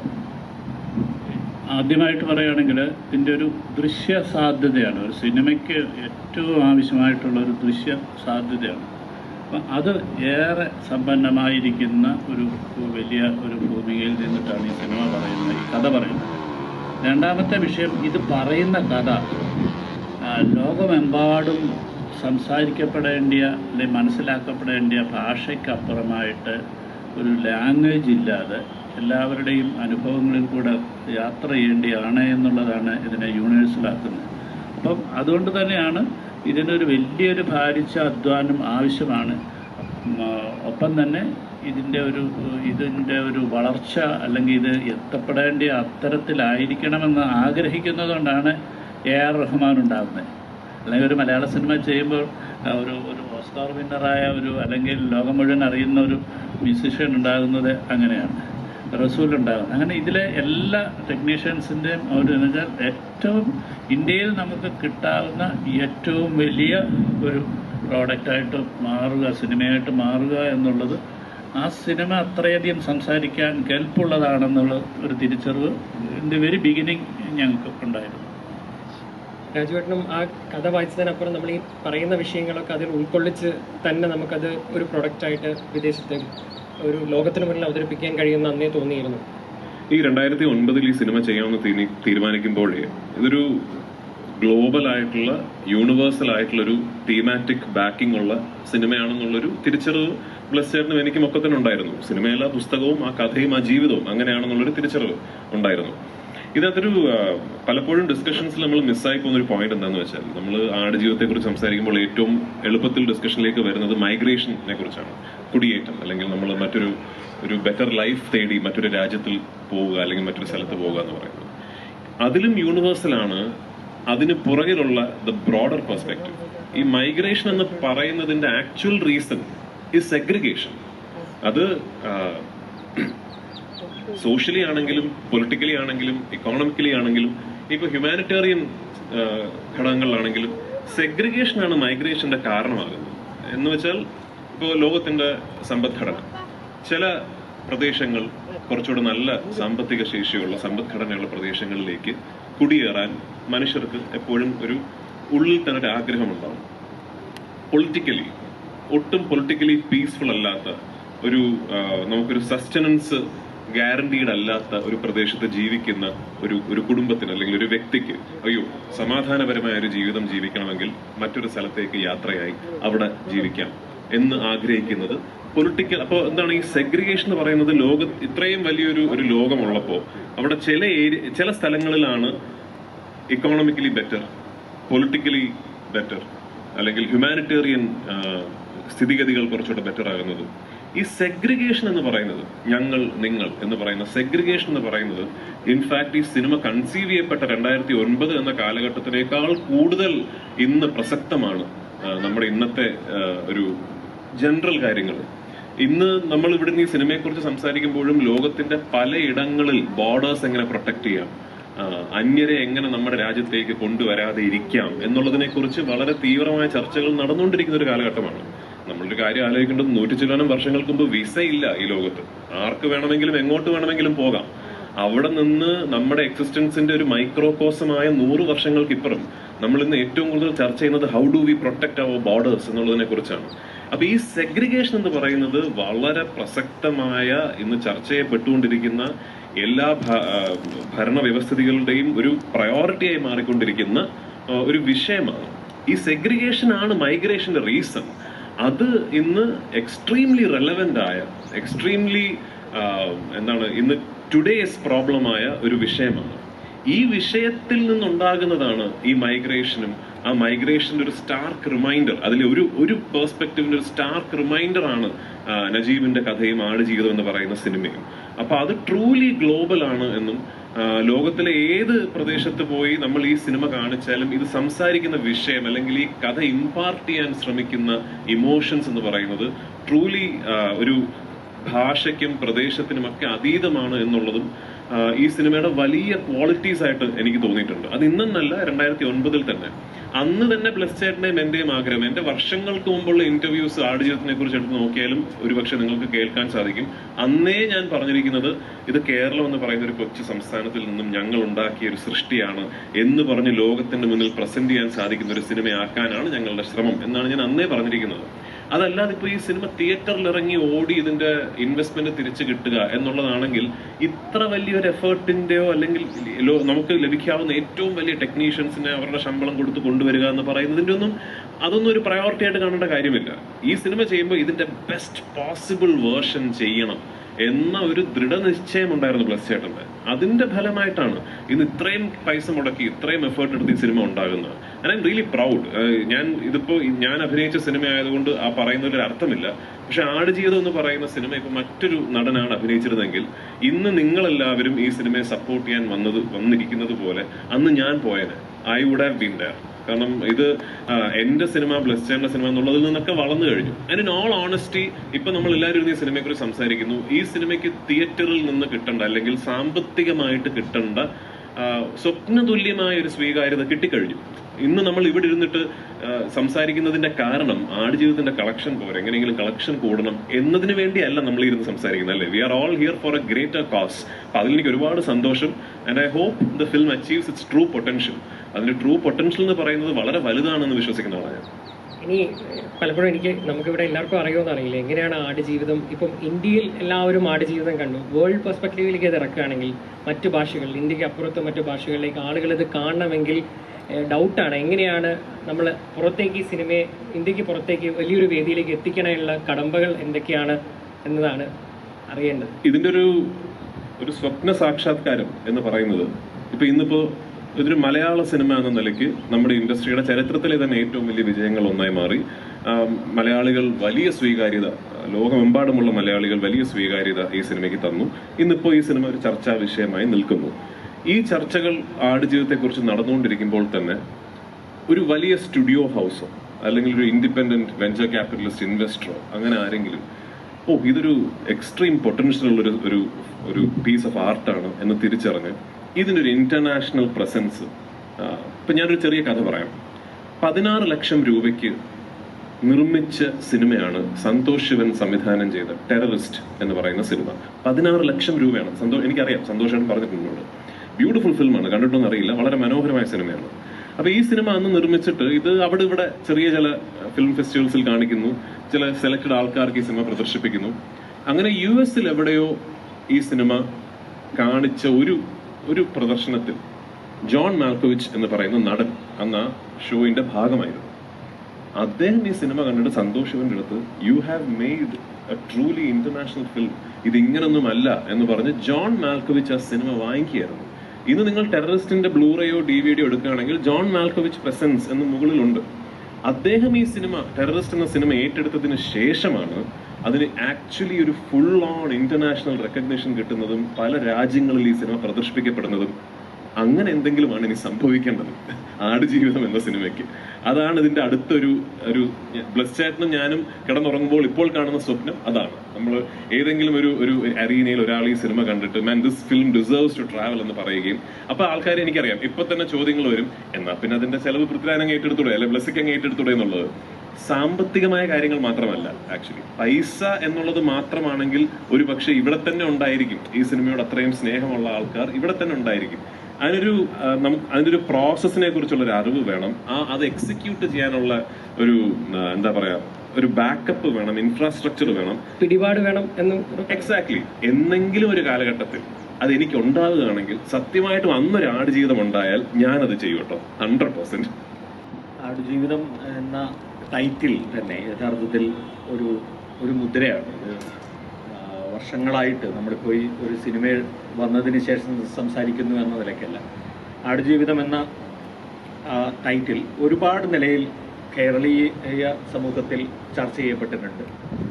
ആടുജീവിതം എന്ന നോവൽ ഇറങ്ങിയ സമയത്ത് ഞാൻ ഓർക്കുന്നത് പെട്ടെന്ന് അത് ആളുകൾക്കിടയിൽ കൈമാറ്റം ചെയ്യപ്പെട്ട് വായിച്ചുകൊണ്ടിരിക്കുകയായിരുന്നു. അപ്പോൾ ഒരു ഘട്ടം എത്തിയ സന്ദർഭത്തിൽ ആടുജീവിതം വായിച്ചവരും വായിക്കാത്തവരുമായി കേരളം മാറി എന്ന് വേണമെങ്കിൽ പറയാം. ആ നിലയിൽ അത്രയധികം സ്വീകാര്യത നോവലിന് വരികയും ഞാനൊക്കെ സത്യം പറഞ്ഞാൽ ഒരു രാത്രിയാണ് വായിക്കുന്നത്. അപ്പോൾ ഒറ്റ രാത്രി കൊണ്ട് ഇത് കടന്നു പോകുമ്പോൾ നമ്മുടെ മനസ്സിലുണ്ടാകാവുന്ന ഒരുപാട് ഇമോഷണൽ വേവ്സ് ഇങ്ങനെ അനുഭവിച്ചിട്ട് തന്നെയാണ് അത് വായിച്ചത്. സമാനമായി ഇന്നിപ്പോൾ ആടുജീവിതം കണ്ടവരും കാണാത്തവരുമായി കേരളം മാറിയിട്ടുണ്ട് എന്ന് എനിക്ക് തോന്നുന്നു. കാണാത്തവർക്ക് യഥാർത്ഥത്തിൽ അതെന്താണ്, പല കാരണങ്ങളുണ്ടായിരിക്കും അവർ കാണാതെ പോകുന്നുണ്ടാവും. അസൗകര്യങ്ങൾ വല്ലതും ഉള്ളതും ഉണ്ടായിരിക്കും കാണാതിരിക്കുന്നത്. അല്ലാതെ ആ സിനിമ കാണണ്ട എന്ന് വെച്ചിട്ട് ഒരാൾ കാണാതിരിക്കുമെന്ന് ഞാൻ വിചാരിക്കുന്നില്ല. അപ്പം അങ്ങനെ ഒരു എന്താ പറയുക, ഒരു എസെൻഷ്യാലിറ്റി ഒരു സിനിമയ്ക്ക് ഉണ്ടാക്കുക, ഒരു പുസ്തകത്തിനുണ്ടാവുക എന്ന് പറയുന്നത് വളരെ അപൂർവമായി മാത്രം സംഭവിക്കുന്നതാണ്. അപ്പോൾ ആടുജീവിതം ആ പുസ്തകം ഇറങ്ങിയ സമയത്ത് ഒരു ചെറിയ പുസ്തകമായിട്ട് ഗ്രീൻ ബുക്സ് ഇറക്കിയതാണ്. എന്ന് വെച്ചാൽ അന്ന് അതിൻ്റെ പിക്ചേഴ്സോ അങ്ങനെയുള്ള കാര്യങ്ങളോ ഒന്നും ഇല്ലായിരുന്നു. വളരെ കുറച്ച് പേജസ് മാത്രമാണ് നോവലിനുണ്ടായിരുന്നത്. അതുകൊണ്ട് അത് പെട്ടെന്ന് വായിക്കാനും ഇതെങ്ങനെയാണ് ഇത്രയും ചെറിയൊരു നോവൽ ഇത്രയും വലിയൊരു വിപ്ലവം ഉണ്ടാക്കുന്നത് എന്നൊരു തോന്നലിലേക്ക് ആളുകൾ എത്തിയിരുന്നു. സമാനമായി ഞാൻ വിചാരിക്കുന്നത് വളരെ ചെറിയൊരു എഫേർട്ട് എടുത്തിട്ട് ആടുജീവിതം എന്നൊരു സിനിമ അതേ നിലയ്ക്ക് അത് ഇത്ര ചെറുതാണല്ലോ, അല്ലെങ്കിൽ ഇത്രയല്ലേ ഉള്ളൂ, ഒരു കഥാപാത്രത്തെ കൊണ്ട് ഇത്രയൊക്കെ കാര്യങ്ങൾ ചെയ്യിച്ചു കഴിഞ്ഞാൽ പെട്ടെന്ന് തന്നെ അതൊരു സിനിമയാക്കാമല്ലോ എന്ന തോന്നലിലേക്ക് എങ്ങാനും പോയിരുന്നെങ്കിൽ യഥാർത്ഥത്തിൽ നമുക്ക് വലിയ നഷ്ടമാണ് ഉണ്ടാകുമായിരുന്നത് എന്ന് പറയാതിരിക്കാൻ വയ്യ. അതിനുവേണ്ടി ശ്രീ ബ്ലസ്സിയും ശ്രീ പൃഥ്വിരാജും എടുത്ത ആ എഫേർട്ട് അത് മലയാള സിനിമ എന്താ പറയുക, അത് വണങ്ങേണ്ടതാണ് എന്ന് ഞാൻ പറയും. കാരണം അത്രയധികം പ്രയാസപ്പെട്ടിട്ടുണ്ട് ആ സിനിമയ്ക്ക് വേണ്ടി എന്നുള്ളത് ആ സിനിമയുടെ ഓരോ ഫ്രെയിമിലും നമുക്ക് മനസ്സിലാക്കാൻ കഴിയുന്നതാണ്. അപ്പം ആ പ്രയാസവും ഒരുപക്ഷെ നജീബ് അനുഭവിച്ച ജീവിതം കുറേയൊക്കെ അനുഭവിച്ചുകൊണ്ട് മാത്രമേ അതൊരു കലാസൃഷ്ടിയായി പരിവർത്തിപ്പിക്കാൻ കഴിയൂ എന്നൊരു തോന്നലിലേക്ക് പൃഥ്വിരാജ് ബ്ലസ്സി എത്തി എന്നാണ് എനിക്ക് തോന്നിയിട്ടുള്ളത്. കൂടാതെ ഗോകുൽ എന്ന പുതിയ നടൻ, സത്യത്തിൽ ഞാൻ അദ്ദേഹത്തെ ഇവിടെ കണ്ടു, ഞാൻ ചേർത്ത് പിടിച്ചു. കാരണം ആ ഒരർത്ഥത്തിൽ ഹക്കീം മരിച്ചു പോകുന്ന നിമിഷം, ഞാൻ സത്യം പറഞ്ഞാൽ എനിക്ക് സിനിമയുടെ സെക്കൻഡ് പാർട്ടാണ് കൂടുതൽ ഇൻറ്റൻസ് ആയിട്ട് ഫീൽ ചെയ്തതിനെ ഏറ്റവും അധികം ബാധിച്ചത് സെക്കൻഡ് പാർട്ടാണെന്ന് പറയാം. ആ സെക്കൻഡ് പാർട്ടിൽ ഈ സർവൈവലിന് വേണ്ടിയിട്ടുള്ള, അല്ല അവിടുന്ന് തിരിച്ചു വരാൻ വേണ്ടിയിട്ടുള്ള ആ ജേണിയിൽ ഭയങ്കരമായ നമ്മളെ ഇമോഷണലി നമ്മളെ വല്ലാതെ തളർത്തുന്ന ഒരു മൊമെൻ്റാണ് ഹക്കീമിൻ്റെ മരണം എന്ന് പറയുന്നത്. അപ്പോൾ ആ ഒരു മൊമെൻറ്റിലൊക്കെ അത് എത്തിക്കാൻ കഴിഞ്ഞത് ആ സിനിമയുടെ ഒരു ഭയങ്കര ഒരു ടോപ്പ് ഫോം എന്ന നിലയ്ക്ക് മാത്രമല്ല, മനുഷ്യനെ കുറിച്ച് ചിന്തിക്കുമ്പോഴുണ്ടാകും. ഞാൻ ചില കഥകളൊക്കെ എഴുതുന്ന ഒരാളാണ്, എനിക്കും അറിയാം ഈ കഥ എഴുത്തിൻ്റെതായിട്ടുള്ള അല്ലെങ്കിൽ അതിന് സംഭവിക്കുന്ന ഒരുതരം ഒരു തേർഡ് ഒരു ലോകമുണ്ട്, ഒരു മൂന്നാമത്തെ ലോകമുണ്ട്. നമ്മൾ യഥാർത്ഥത്തിൽ കാണുന്നതും അത് നമ്മുടെ മനസ്സിലേക്ക് എത്തുന്നതും അതിനുശേഷം അത് ചെന്നെത്തുന്നതുമായിട്ടുള്ള ഒരു മൂന്നാമത്തെ ഒരു തലമുണ്ട് എന്ന് ഞാൻ വിചാരിക്കുന്നുണ്ട്. ആ മൂന്നാമത്തെ തലത്തിലേക്ക് നമുക്കത് എത്തിക്കാൻ കഴിഞ്ഞു, വിഷ്വലി എത്തിക്കാൻ കഴിഞ്ഞു എന്നതാണ് ആ സിനിമയുടെ ഏറ്റവും വലിയ വിജയമായിട്ട് ഞാൻ കാണുന്നത്. മാത്രമല്ല, നമ്മളിപ്പോൾ ഈ മൈഗ്രേഷൻ്റെ കാര്യം പറഞ്ഞു. ഇപ്പോൾ ഞാൻ വിചാരിക്കുന്നത് നമ്മുടെ GCC രാജ്യങ്ങളിൽ ഇപ്പോൾ പണിയെടുക്കുന്ന, അധ്വാനിക്കുന്ന ആ പോപ്പുലേഷൻ, നമ്മുടെ ഇന്ത്യൻ ഡയസ്പോറയ്ക്ക് ഏറ്റവും വലിയ അവർക്ക് നൽകാവുന്ന ഏറ്റവും വലിയൊരു സമ്മാനം കൂടിയാണ് ഈ സിനിമ എന്ന് വെച്ചാൽ, അതിനുവേണ്ടിയുള്ള ഈ ആദ്യകാലത്തെ രക്ഷപ്പെടലുകളുടെ ദാരുണമായ ഒരു പോക്ക്, അത് അവസാനം അതിൽ നിന്ന് തിരിച്ച് വരാൻ കഴിഞ്ഞ ഒരു മനുഷ്യന്റെ ആ ഒരു സർവൈവൽ, അതൊക്കെ എന്ന് വെച്ചാൽ അത് എല്ലാ കാലത്തും ഈ മൈഗ്രേഷനുമായിട്ട് ബന്ധപ്പെട്ട് നമ്മൾ ഓർമ്മിക്കപ്പെടേണ്ട കാര്യമാണ്. ഇപ്പോൾ പലരും പറയുമല്ലോ, ഇപ്പോൾ ആദ്യകാലത്ത് ഇവിടുന്ന് കപ്പലുകൾ കയറിയും അല്ലെങ്കിൽ മറ്റു ചില സമുദ്രത്തിലൂടെ യാത്ര കഴിഞ്ഞ് അവിടെ എത്തി കഷ്ടപ്പെട്ട് ജീവിതം കെട്ടിപ്പടുക്കുന്ന ആളുകളെ കുറിച്ച് ഒരുപാട് സിനിമകൾ ആ നിലയ്ക്കും വന്നിട്ടുണ്ട്. പക്ഷെ ഇതെന്താന്ന് വെച്ചാൽ ഒരു മുദ്രയാണ്. ഇത് ഒരു മനുഷ്യന് സംഭവിക്കുമെന്ന് നമ്മൾ ഒരിക്കലും വിചാരിക്കാത്ത ഒരുതരം ഒരു എത്തിപ്പെടലാണ് എന്ന് എനിക്ക് തോന്നിയിട്ടുണ്ട്. അത് നോവൽ വായിച്ചപ്പോൾ തന്നെ നമുക്ക് ഫീൽ ചെയ്തൊരു കാര്യമാണ്. അത് സിനിമയിൽ കൂടി അനുഭവിക്കുന്ന സമയത്ത് അത് വല്ലാതെ ഫീൽ ചെയ്യുന്നുണ്ട് സത്യത്തിൽ. അതായത് ആ നിലയ്ക്ക് കൂടി സിനിമ നമ്മൾ ഇന്റർനാഷണൽ ഫോറത്തിൽ എത്തിക്കുന്ന സമയത്ത് ആ ആസ്പെക്ട് കൂടി നമ്മൾ കാണണം എന്നാണ് എൻ്റെ അഭിപ്രായം. അതായത് ഒരിക്കലും ഒരു ഹ്യൂമൻ സർവൈവലിനെ കുറിച്ചുള്ള നമ്മുടെ കാഴ്ചപ്പാട്, നമ്മുടെ ഒരു തിങ്കിങ്, അത് എത്തിപ്പെടാവുന്ന ഒരു അതിരുണ്ട്. അതിനും അപ്പുറത്തേക്ക് പോയതാണ് നജീബിന്റെ ജീവിതം എന്ന് പറയാം. എന്ന് വെച്ചാൽ നമ്മൾ ഒരു കാരണവശാലും നമ്മൾക്ക് ഒരാൾക്ക് അവിടുന്ന് തിരിച്ചു വരാൻ കഴിയും അല്ലെങ്കിൽ ജീവൻ ബാക്കി കിട്ടുമെന്ന് തോന്നാത്ത തരത്തിലുള്ള അഡ്വേഴ്സിറ്റീസിലാണ് അയാൾ നിൽക്കുന്നത്.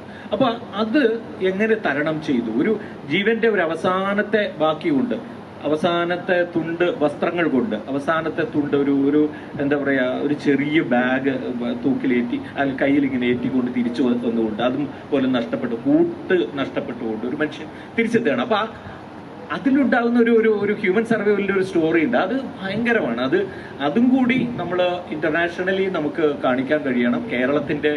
കേരളത്തിൽ നിന്ന് അങ്ങനെ ഒരു എന്താ പറയുക, ഒരു കലാസൃഷ്ടി ഉണ്ടാവുന്നു. ഇപ്പം എനിക്ക് നേരത്തെ ശ്രീകണ്ഠ സാർ പറഞ്ഞ പോലെ തന്നെ മലയാള സിനിമകളിൽ നിന്ന് ഓൾ ഓവർ ദ വേൾഡ് പല നിലയ്ക്കും ആളുകൾ കാണുകയും ആസ്വദിക്കുകയും ചെയ്യുന്ന ഒരു കാലമാണ്. അതിൽ നിന്ന് ആ ഒരു സാധ്യത കൂടി മുൻനിർത്തി ഞാൻ പറയുന്നത് ഇന്റർനാഷണൽ ഫോറംസിലേക്ക് ആടുജീവിതം എത്തണം. ഞാൻ ഈ പറഞ്ഞ ആ ടൈറ്റിൽ, അതായത് നമുക്കിപ്പോൾ പൃഥ്വിരാജിനെ ഇങ്ങനെ കാണുന്നതും ആ പിക്ചറിൽ കാണുന്നതും തമ്മിലുള്ള ഒരു വ്യത്യാസം നമ്മളിൽ ഉണ്ടാക്കുന്ന ഒരു ഭയങ്കര ഒരു അത്ഭുതമുണ്ട്. അത് യഥാർത്ഥത്തിൽ ലോക സിനിമയുടെ വക്താക്കൾ കാണണം. ലോക സിനിമയുടെ വക്താക്കൾ അത് അറിയണം. എങ്ങനെയാണ് ആ സിനിമ സൃഷ്ടിച്ചെടുത്തത് എന്നുള്ളത് അറിയണം എന്നാണ് ഞാൻ വിചാരിക്കുന്നത്. അതറിയാനുള്ള അവസരം ഉണ്ടാകട്ടെ എന്ന് എല്ലാവിധ ആശംസകളും നേരുന്നു. ഞാൻ വിചാരിക്കുന്നത് സിനിമ ഇതിനോടകം തന്നെ ഗ്ലോബൽ അല്ലെങ്കിൽ യൂണിവേഴ്സൽ ആയി കഴിഞ്ഞു എന്നുള്ളതാണ്. കാരണം ഈ സിനിമ സംസാരിക്കുന്ന തീം എന്ന് പറയുന്നത് ലോകത്തെല്ലായിടത്തും ഒരുപോലെ ഉള്ള അതിജീവനമാണ്. അത് ലോകത്തെ ഏത് മനുഷ്യനെയും കണക്ട് ചെയ്യുന്ന ഒരു കാര്യമാണെന്നാണ് ഞാൻ വിചാരിക്കുന്നത്. ഈ സിനിമ തിയേറ്ററിൽ കണ്ടുകൊണ്ടിരുന്ന അത് പൂർത്തീകരിക്കുന്ന വേളയിൽ എനിക്ക് ഫീൽ ചെയ്തത് ഒരു തൊണ്ട വരളുന്നത് പോലത്തെ ഒരു അനുഭവമാണ്. വെള്ളം കുടിക്കണം എന്നൊക്കെ തോന്നുന്ന വിധത്തിലുള്ള ഒരു അനുഭവം ലോകത്ത് ആർക്കും തോന്നാം. കാരണം അതിൽ ഭാഷ ഒരു പ്രധാനപ്പെട്ട ഘടകമല്ല. ഒരു മലയാളിക്ക് മാത്രം കണ്ടാൽ മനസ്സിലാവുന്ന, അല്ലെങ്കിൽ ഒരു ഇന്ത്യക്കാരന് മാത്രം കണ്ടാൽ മനസ്സിലാവുന്ന ഒന്നല്ല. ഈ കുടിയേറ്റമാവട്ടെ, പ്രതീക്ഷയാവട്ടെ, സർവൈവൽ ആവട്ടെ, ഇത് ലോകത്തെല്ലായിടത്തുമുള്ള എല്ലാ മനുഷ്യർക്കും കണക്ട് ചെയ്യാൻ കഴിയുന്ന ഒന്നാണ്. ഈ സഹനം എന്ന് പറയുന്നത് ഏത് മനുഷ്യനും കണക്ട് ചെയ്യാൻ കഴിയുന്ന ഒന്നാണ്. അതുകൊണ്ട് ഇതൊരു മലയാളം സിനിമ എന്നുള്ളത് ഈ കാര്യത്തിൽ ഒരു പരിമിതിയേ അല്ല എന്നാണ് ഞാൻ വിചാരിക്കുന്നത്. സാധാരണ നിലയിൽ ഇപ്പോൾ നമ്മുടെ ഭാഷയിൽ ഒരു സിനിമ ഉണ്ടാകുമ്പോൾ അത് ഒരു സ്പാനിഷ് ഭാഷയിലേക്ക് മാറ്റിയാൽ, അതിന് സബ് ടൈറ്റിൽ കൊടുത്താൽ, അല്ലെങ്കിൽ ഇംഗ്ലീഷിലേക്ക് മാറ്റിയാൽ, ഇവിടുത്തെ ഒരു തമാശയാണെങ്കിൽ അത് നമുക്ക് സെൻസ് ചെയ്യുന്നത് പോലെ, നമുക്ക് മനസ്സിലാവുന്നത് പോലെ ഒരു ലാറ്റിൻ അമേരിക്കക്കാരനെ മനസ്സിലായിക്കൊള്ളണമെന്നില്ല. അതല്ലെങ്കിൽ ഇവിടുത്തെ നമുക്ക് കൾച്ചറലി, ട്രഡീഷണലി നമുക്ക് പെട്ടെന്ന് ഐഡന്റിഫൈ ചെയ്യാൻ കഴിയുന്ന ഒരു കാര്യം വേറൊരു നാട്ടുകാരനെ ഐഡന്റിഫൈ ചെയ്യാൻ കഴിയില്ല, അത് മലയാളിക്ക് ഐഡന്റിഫൈ ചെയ്യാൻ കഴിയും. പക്ഷേ ഈ സിനിമയെ സംബന്ധിച്ച് ഇതിന്റെ തീം എന്ന് പറയുന്നത് അങ്ങനെ അല്ലാത്തതുകൊണ്ട് ഏത് മനുഷ്യനും ലോകത്ത് ഏത് കോണിലും ഒരേ തരത്തിൽ ഈ സ്ട്രഗിൾ അനുഭവിക്കാൻ, അത് ഐഡന്റിഫൈ ചെയ്യാൻ കഴിയുന്നു എന്നുള്ളതാണ് ഈ സിനിമയുടെ ഞാൻ കാണുന്ന ഏറ്റവും പ്രധാനപ്പെട്ട ഒരു കാര്യം. അതുകൊണ്ട് ഇതിനെ നമ്മൾ ഇതൊരു ഗ്ലോബൽ വേദിയിലേക്ക് എന്തായാലും വരുമെന്നാണ് ഞാൻ വിചാരിക്കുന്നത്. അതിന് ഇപ്പം ഞാൻ ഇത്തരം സിനിമകൾ പല ഭാഷയിൽ നിന്നും, ഇപ്പോൾ ആഫ്രിക്കൻ, അതല്ലെങ്കിൽ ലാറ്റിൻ അമേരിക്കൻ, അതല്ലെങ്കിൽ ഇറാൻ, ഇവിടെ നിങ്ങളിലൊക്കെയുള്ള സിനിമ കണ്ടിട്ടുള്ളത് ഫെസ്റ്റിവലുകളിലാണ്. നമ്മൾ ഫെസ്റ്റിവലുകളിൽ പോകുമ്പോൾ ആ ഫെസ്റ്റിവൽ ബുക്ക് നോക്കി, അതല്ലെങ്കിൽ ആളുകളുടെ അഭിപ്രായം അറിഞ്ഞ് നമ്മളൊരു സിനിമ കാണുന്നു. ആ സിനിമ നമ്മൾ അനുഭവിക്കുകയാണ്, ആ അനുഭവ തലം നമുക്ക് ലഭ്യമാവുകയാണ്. അപ്പോൾ ഈ സിനിമയെ സംബന്ധിച്ചും വിവിധ ഫെസ്റ്റിവലുകളിലേക്ക് പോകുമ്പോൾ സ്വാഭാവികമായും അതിൻ്റെ ഓഡിയൻസ് അവരവരുടെ നാടുകളിലേക്ക് അതിനെ കൊണ്ടുപോകുന്നതാണ് ഞാൻ വിചാരിക്കുന്നത്. കാരണം ഇപ്പോൾ തിരുവനന്തപുരത്ത് ഫെസ്റ്റിവൽ, ഇന്റർനാഷണൽ ഫിലിം ഫെസ്റ്റിവൽ തുടങ്ങുന്ന കാലത്ത് ചില സിനിമകൾ കാണുമ്പോൾ അത് എത്ര നമുക്ക് ഐഡന്റിഫൈ ചെയ്യാൻ എത്രമാത്രം കഴിയുന്നു അതിന്റെ പരിസരം എന്നുള്ളതാണല്ലോ. അപ്പോൾ അതനുസരിച്ച് നമ്മൾ ആ സിനിമ കാണുന്നു. ആ സിനിമ കണ്ടതിന് ശേഷം ഭീമാപ്പള്ളിയിൽ പോയിട്ട് അതിന്റെ CD ഉണ്ടോ എന്ന് നോക്കുന്ന ഒരു കാലഘട്ടം ഉണ്ടായിരുന്നു, ഒരു 10-12 കൊല്ലം മുമ്പ്. അപ്പോൾ നമ്മളൊരു സിനിമ അത് അത്രയും നമ്മൾ ആദ്യമായിട്ട് അവിടെയാണ് കാണുന്നത്. പിന്നെ അതിന് നമുക്കത് കളക്ട് ചെയ്ത് വെക്കാൻ, അതല്ലെങ്കിൽ സുഹൃത്തുക്കളെ കാണിക്കാൻ തോന്നുന്ന വിധത്തിൽ നമുക്കതിനെ ഗ്ലോബലി ഒരു ഗ്ലോബൽ ഓഡിയൻസിന്, ഒരു ലാറ്റിൻ അമേരിക്കക്കാരന് അല്ലെങ്കിൽ ഒരു ആഫ്രിക്കക്കാരന് അത് ആ തരത്തിലുള്ള ഒരു അനുഭവം ഉണ്ടാക്കി കൊടുക്കുക എന്നുള്ളതാണ് അടുത്തതായിട്ട് വേണ്ടതെന്ന് തോന്നുന്നു. അത് സാധിക്കും. കാരണം ഈ സിനിമയുടെ ലാംഗ്വേജ് എന്ന് പറയുന്നത് ഈ പറഞ്ഞ അതിജീവനത്തിന്റെ ലാംഗ്വേജ് ആണ്. ഈ 3 ഘടകവും, അതായത് കുടിയേറ്റം എന്നുള്ളത് ലോകത്തിപ്പോൾ ഏറ്റവും അധികം പ്രധാനപ്പെട്ട, ലോക രാഷ്ട്രീയത്തിലെ ഏറ്റവും പ്രധാനപ്പെട്ട വിഷയം എന്ന് പറയുന്നത് കുടിയേറ്റമാണ്. ഒന്നാമത്തെ കാര്യം ആ കുടിയേറ്റത്തിന്റെ സ്ട്രഗിൾസ് ആണ്. ഈ കുടിയേറ്റം എന്നുള്ള കാര്യത്തിൽ അടങ്ങിയിരിക്കുന്ന പ്രതീക്ഷ, അവന് സർവൈവ് ചെയ്യാൻ കഴിയുന്ന പ്രതീക്ഷ, ആത്യന്തികമായ സർവൈവൽ, ഇതൊരു ഗ്ലോബൽ തീമാണ് എന്നുള്ളത് കൊണ്ട് ഇതിനോടകം തന്നെ ഈ സിനിമ ഒരു ഗ്ലോബൽ ആയിട്ടുള്ള സിനിമയായിട്ട് മാറി എന്നുള്ളതാണ് എനിക്ക് ഈ സിനിമയെ പറ്റിയും ഇതിന്റെ തുടർന്നുള്ള കാര്യത്തെപ്പറ്റിയും തോന്നുന്ന ഒരു കാര്യം. പിന്നെ മറ്റൊരു കാര്യമുള്ളത്, ഇപ്പോൾ സാധാരണ നിലയിൽ കലാമൂല്യമുള്ള സിനിമകൾ നമ്മുടെ നാട്ടിൽ ഇറങ്ങുമെങ്കിലും അതിന് പ്രേക്ഷക സ്വീകാര്യത വലിയ തോതിൽ കിട്ടാറില്ല. 5-6 ആളുകളൊക്കെ മാത്രം ഒരു ദിവസം തിയേറ്ററിൽ പോയി കാണുന്ന, 2-3 ദിവസം മാത്രം തിയേറ്ററിൽ വരുന്ന അവസ്ഥയ്ക്ക് വിഭിന്നമായി ഇത് മുഴുവൻ ഇടങ്ങളിലും നിറഞ്ഞ് കളിക്കുന്നു. സിനിമ കഴിഞ്ഞിട്ട് ആളുകൾ എഴുന്നേറ്റ് കൈയടിക്കുന്നു എന്നൊക്കെ ഉള്ളത് കലാമൂല്യമുള്ള സിനിമകളെ സംബന്ധിച്ച് അധികം ഉണ്ടാവാത്തൊരു കാര്യമാണ്. അത് ഈ സിനിമയുടെ കാര്യത്തിൽ സംഭവിച്ചു എന്നുള്ളത് തന്നെ ഇത് ആളുകളിലേക്ക് അത്ര അധികമായി കമ്മ്യൂണിക്കേറ്റ് ചെയ്യുന്നു എന്നുള്ളതിൻ്റെ ഒരു സൂചനയാണ്. പിന്നെ എനിക്ക് അതിനകത്ത് ബ്ലസ് സാറിനോട് ചോദിക്കാനുള്ള ഒരു കാര്യം, ഇപ്പോൾ ആടുജീവിതം മലയാളികളിൽ വലിയൊരു വിഭാഗം ആളുകൾ വായിച്ചിട്ടുള്ള ഒരു പുസ്തകമാണ്. ഒരുപാട് വായനാശീലമില്ലാത്ത ആളുകൾ കൂടിയും ആടുജീവിതം വലിയ തോതിൽ പോപ്പുലർ ആയതുകൊണ്ട് വായിച്ചിട്ടുള്ള ഒരു പുസ്തകമാണ്. അപ്പോൾ വായിക്കുന്ന ഒരാൾ, ഇപ്പോൾ ഞാനൊരു പുസ്തകം വായിക്കുമ്പോൾ ഞാൻ അതിൻ്റെ കഥ അത് വിഷ്വലൈസ് ചെയ്യും. കാണുന്ന ഓരോ വായനക്കാരനും ഇത് വിഷ്വലൈസ് ചെയ്യുന്നുണ്ട് എന്താണ് എന്നുള്ളത്. അപ്പോൾ ഒരുപക്ഷെ എൻ്റെ കാഴ്ച ആയിരിക്കില്ല വേറൊരാളുടെ കാഴ്ച. അപ്പോൾ ആടുജീവിതം വായിച്ച ഞാൻ, ആടുജീവിതം സിനിമ ഇറങ്ങുന്നതിന് മുമ്പ് ആടുജീവിതം വായിച്ച ഞാൻ കണ്ടതുപോലെയാണോ ഈ സിനിമയിൽ എന്നുള്ള ഒരു സംശയം സ്വാഭാവികമായി എന്നെ സംബന്ധിച്ചു. അപ്പോൾ മലയാളികൾ എല്ലാവരും വായിച്ചിട്ടുള്ള, അല്ലെങ്കിൽ ബഹുഭൂരിപക്ഷം ആളുകളും വായിച്ചിട്ടുള്ള, അവർ വിഷ്വലൈസ് ചെയ്തിട്ടുള്ള ഒരു സംഭവം വിഷ്വലൈസ് ചെയ്യുമ്പോൾ അത് എത്രമാത്രം ചാലഞ്ചിങ് ആണ് ഒന്നാമത്തെ കാര്യം. 2, ഇതിന്റെ കഥ എല്ലാവർക്കും അറിയാം. കാരണം വെച്ചാൽ ഇതിൽ ട്വിസ്റ്റ് ഒന്നുമില്ല. സാധാരണ സിനിമ എപ്പോഴും സസ്പെൻസ്, ട്വിസ്റ്റ്, അടുത്തത് എന്ത് നടക്കുമെന്നുള്ള ആകാംക്ഷയാണല്ലോ സിനിമയെ സംബന്ധിച്ചൊരു പ്രധാനപ്പെട്ട കാര്യം. ഇത് പക്ഷേ നജീബിന്റെ സർവൈവൽ എന്നുള്ളത് എല്ലാവർക്കും അറിയാവുന്ന ഒരു കാര്യമാണ്. അപ്പോൾ ഈ 2 ഘടകങ്ങൾ ഇത് സിനിമ ചെയ്യുമ്പോൾ എങ്ങനെയായിരുന്നു? ഈ പുസ്തകം വായിച്ചപ്പോൾ, ഇത് സിനിമയാക്കാൻ തീരുമാനിച്ചപ്പോൾ തന്നെ എനിക്കറിയാം ലക്ഷക്കണക്കിന് ആൾക്കാർ വായിച്ചു കൂട്ടി സിനിമയായി മനസ്സിൽ കൊണ്ട് നടക്കുന്നതാണ് ഇതിൻ്റെ ദൃശ്യങ്ങൾ എന്നുള്ളത്. അപ്പോൾ അതുകൊണ്ട് തന്നെ ഇതിൻ്റെ ആദ്യത്തെ ഇതിൻ്റെ ഒരു ലൊക്കേഷനിലേക്ക് എത്തുക എന്ന് പറയുന്നത് അഭിലാഷിൻ്റെ മനസ്സിലുള്ള ഒരു ഡെസേർട്ടിനോടെങ്കിലും ചേർന്ന് നിൽക്കണം, അല്ലെങ്കിൽ അതിന് മുകളിലേക്ക് എത്തണം എന്ന് പറയുന്നത്. അപ്പോൾ ആ ഒരു ദൃശ്യത്തിനെ എത്രത്തോളം നിങ്ങളുമായി ചേർത്ത് വയ്ക്കാൻ കഴിയണമെന്നുള്ളതാണ് ഏറ്റവും ആദ്യത്തെ ഒരു ചലഞ്ചായിട്ട് വരിക. രണ്ടാമത്തെ ഒരു തീരുമാനം എന്ന് പറഞ്ഞു കഴിഞ്ഞാൽ പുസ്തകം അതേ രീതിയിൽ തന്നെ പകർത്തുക എന്ന് പറയുന്നത് ഒരു വലിയ സമഗ്രമായ ജോലിയാണ്. കാരണം എനിക്ക് തോന്നുന്നത് അത് ഇനിയും ഒരുപാട് ഡിസ്കസ് ചെയ്യേണ്ട ഒരു വിഷയം കൂടെയാണ്. കാരണം ഒരു 43 ചാപ്റ്ററിൽ ഇങ്ങനെ കിടക്കുന്ന ഒരു വലിയ സംഭവങ്ങൾ ഒരു 3 മണിക്കൂറിനുള്ളിൽ ആക്കുക എന്ന് പറയുന്നത് വളരെ ശ്രമകരമായ ഒരു കാര്യമാണ്. ഒപ്പം അപ്പം തന്നെ നമ്മളിതൊരു വലിയൊരു റിസർച്ചിലേക്ക് നമ്മൾ പോകുമ്പോൾ ഇപ്പം ജീവൻ്റെ റിയൽ സ്റ്റോറി ബെന്യാമിൻ ഭാവനയിൽ ചേർക്കുന്നു, അതൊരു നോവലാകുന്നു, അതൊരു മറ്റൊരു സിനിമയുടെ വേഷനിലേക്ക് സിനിമയ്ക്ക് കുറേ അധികം സാധ്യത, ഒരു യഥാർത്ഥ അനുഭവം റിയലിസ്റ്റിക് ആവുക എന്ന് പറയുന്നത്. അപ്പോൾ ഉദാഹരണത്തിന് പറയാം, ഒരു വടിയുടെ നിഴൽ പോലും ഇല്ലാത്ത ഇടമെന്നൊക്കെയാണ് ബെന്യാമിൻ എഴുതിയിരിക്കുന്നത്. അങ്ങനെ നിഴലില്ലാത്ത ഒരു വെളിച്ചമില്ലല്ലോ എന്ന് പറയുന്നത്. അപ്പം ഈ പറയുന്നത് പോലെ തന്നെ ഓരോ കാര്യങ്ങളെ നമ്മൾ ഫേസ് ചെയ്യേണ്ടതായിട്ടുണ്ട്. ഇപ്പം ബന്ധുക്കൾ എന്ന് പറഞ്ഞു കഴിഞ്ഞാൽ അവരുടെ കൾച്ചർ ഞങ്ങളും പുസ്തകത്തിലില്ലാത്തതാണ്. ബന്ധുക്കളുടെ കൾച്ചർ, അങ്ങനെ റൊട്ടി ഉണ്ടാക്കുന്നത്, അവരുടെ പാട്ടുകളെ, കാര്യങ്ങൾ, അവരുടെ രീതികൾ, സ്വഭാവങ്ങൾ ഒക്കെ എന്നുവെച്ചാൽ പുസ്തകത്തിന് അങ്ങനെ പറയേണ്ട ആവശ്യമില്ല. പക്ഷേ ഈ ഒരു ക്യാരക്ടർ അവതരിപ്പിക്കുമ്പോൾ ഈ ഡീറ്റെയിലിംഗ് ഒക്കെ അറിയാം. അപ്പോൾ അതുകൊണ്ട് തന്നെ ഇതിൻ്റെ തുടക്കത്തിലുള്ള ഇത് പുസ്തകവുമായി വരുന്ന ആൾക്കാരുടെ ആദ്യം തന്നെ പുസ്തകം മടക്കി വെക്കണമെന്നുള്ളത് കൊണ്ടാണ് ഇതിൻ്റെ ഒരു നറേഷൻ്റെ രീതി തന്നെ തുടക്കത്തിൽ മാറ്റിക്കൊണ്ടിരിക്കുന്നത്. എനിക്ക് ലോകത്തിലുള്ള എല്ലാ ഇപ്പം മാക്ബത്ത് പോലുള്ള സിനിമകൾ, പുസ്തകം, സാഹിത്യം പല രീതിയിൽ പുറസഭ ഉൾപ്പെടെയുള്ള ആൾക്കാർ സിനിമയാക്കിയിട്ടുണ്ട്.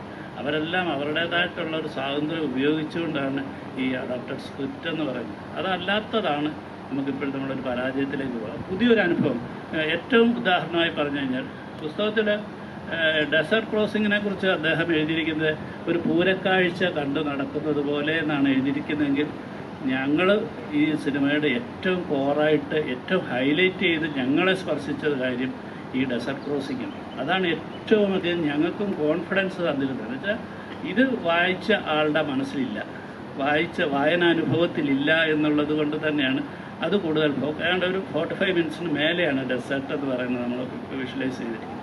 അപ്പം ആ രീതിയിൽ സിനിമയുടെ ഭാഷ സംസാരിക്കണമെന്ന് വളരെ തുടക്കം മുതലേ സ്ക്രീൻ പ്ലേയിൽ ആലോചിച്ച് എനിക്കൊന്നും ഡെസേർട്ടിൽ കിടന്ന് കഷ്ടപ്പെട്ടതിനേക്കാൾ വലിയ കഷ്ടപ്പാടാണ് ഇതെങ്ങനെ സ്ക്രിപ്റ്റാക്കുക എന്നുള്ളതിൻ്റെ.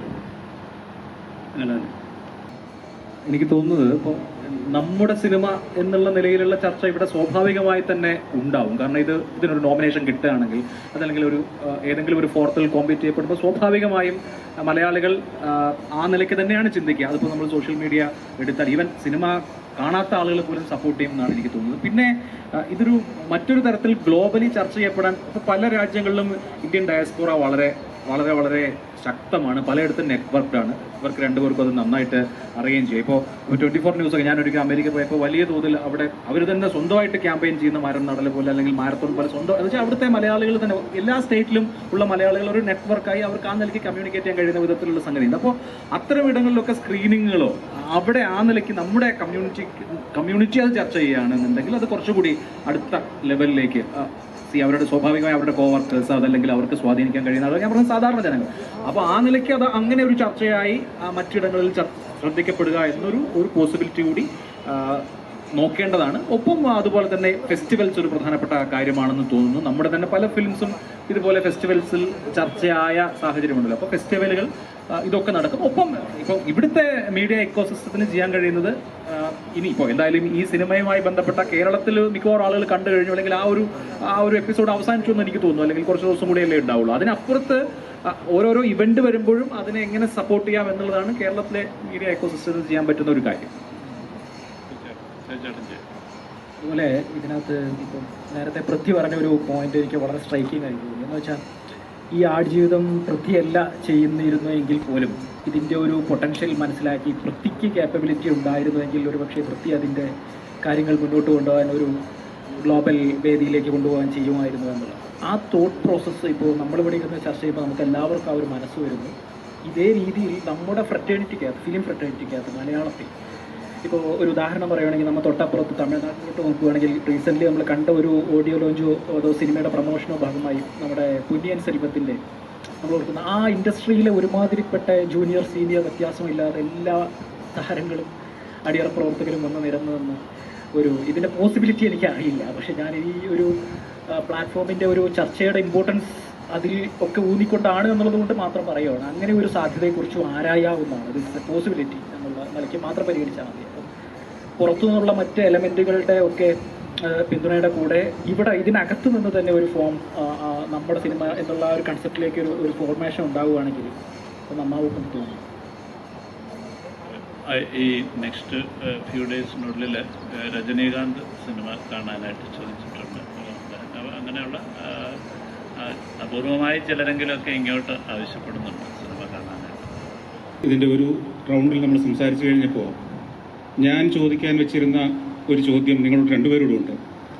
ഒരു കലാകാരൻ അല്ലെങ്കിൽ കലാകാരന്മാരൊക്കെ അവരുടെ ഒരു സൃഷ്ടി നടത്തുമ്പോൾ, ഒരു ചിത്രകാരനായിക്കോട്ടെ ആരുമായിക്കോട്ടെ, അവരുടെ സ്വകാര്യമായി ഇതായിരിക്കും എൻ്റെ ഒരു കോൺട്രിബ്യൂഷൻ, അല്ലെങ്കിൽ ഇതിൽ ഞാൻ ഒരു പ്രത്യേക ശ്രദ്ധ കൊടുത്ത് ചെയ്യാൻ പോകുന്ന കാര്യം ഇതാണ് എന്ന മട്ടിൽ ചെയ്ത, വളരെ ശ്രമപ്പെട്ട് വളരെ ശ്രദ്ധയോടുകൂടി ചെയ്ത ചില കാര്യങ്ങളുണ്ടാവും. ചിലപ്പോൾ നമ്മൾ ലോകപ്രശസ്ത ചിത്രകാരന്മാരുടെ പെയിൻറ്റിങ്ങുകൾ കാണുമ്പോഴും ആ സമൂഹം, കാണാൻ വരുന്ന ആ സമൂഹം വലിയൊരു ശതമാനം ചിലപ്പോൾ അത് ശ്രദ്ധിക്കാതെ പോയെന്ന് വരും.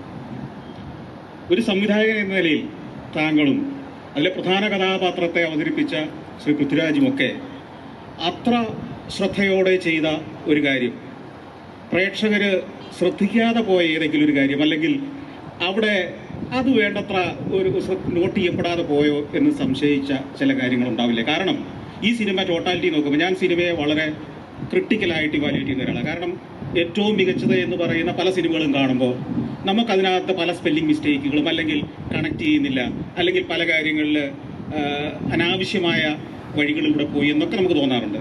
പക്ഷേ ഈ സിനിമ അത്തരത്തിൽ ഒരു കാര്യം മുഴച്ചു നിൽക്കുന്നില്ല, അല്ലെങ്കിൽ അതൊക്കെ വളരെ കൃത്യമായി ട്രിം ചെയ്തിരിക്കുന്ന വളരെ സൂക്ഷ്മാംശത്തിൽ, അതായത് ആ മണലാരണ്യത്തിൽ ഇത്രയേറെ 100ഓളം ആളുകൾ വർക്ക് ചെയ്തവരിടത്ത് അനാവശ്യമായ ഒരു കാൽപ്പാട് പോലും പതിയുന്നില്ല എന്ന് ഉറപ്പുവരുന്ന അത്ര സൂക്ഷ്മാംശങ്ങളിൽ കാര്യങ്ങൾ ചെയ്ത ഒരു സംവിധായകനും നടനും. അങ്ങനെ ഞങ്ങൾ എഫേർട്ട് ഇട്ടതിൽ മനുഷ്യൻ ശ്രദ്ധിക്കാതെ പോയത് എന്ന് കരുതുന്ന എന്തെങ്കിലും ഉണ്ടോ?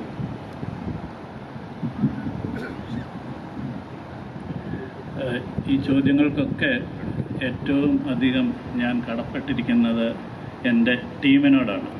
കാരണം ഇവിടെ പൃഥ്വിരാജ് എന്നൊരു നടനോ ബ്ലസ്സി എന്നൊരു സംവിധായകനോ ഹക്കീം, ഞാൻ അവനെ എന്നും ഹക്കീം എന്ന് വിളിക്കത്തുള്ളൂ, ഗോകുൽ എന്ന ഒരു നടനോ ആരുമില്ല.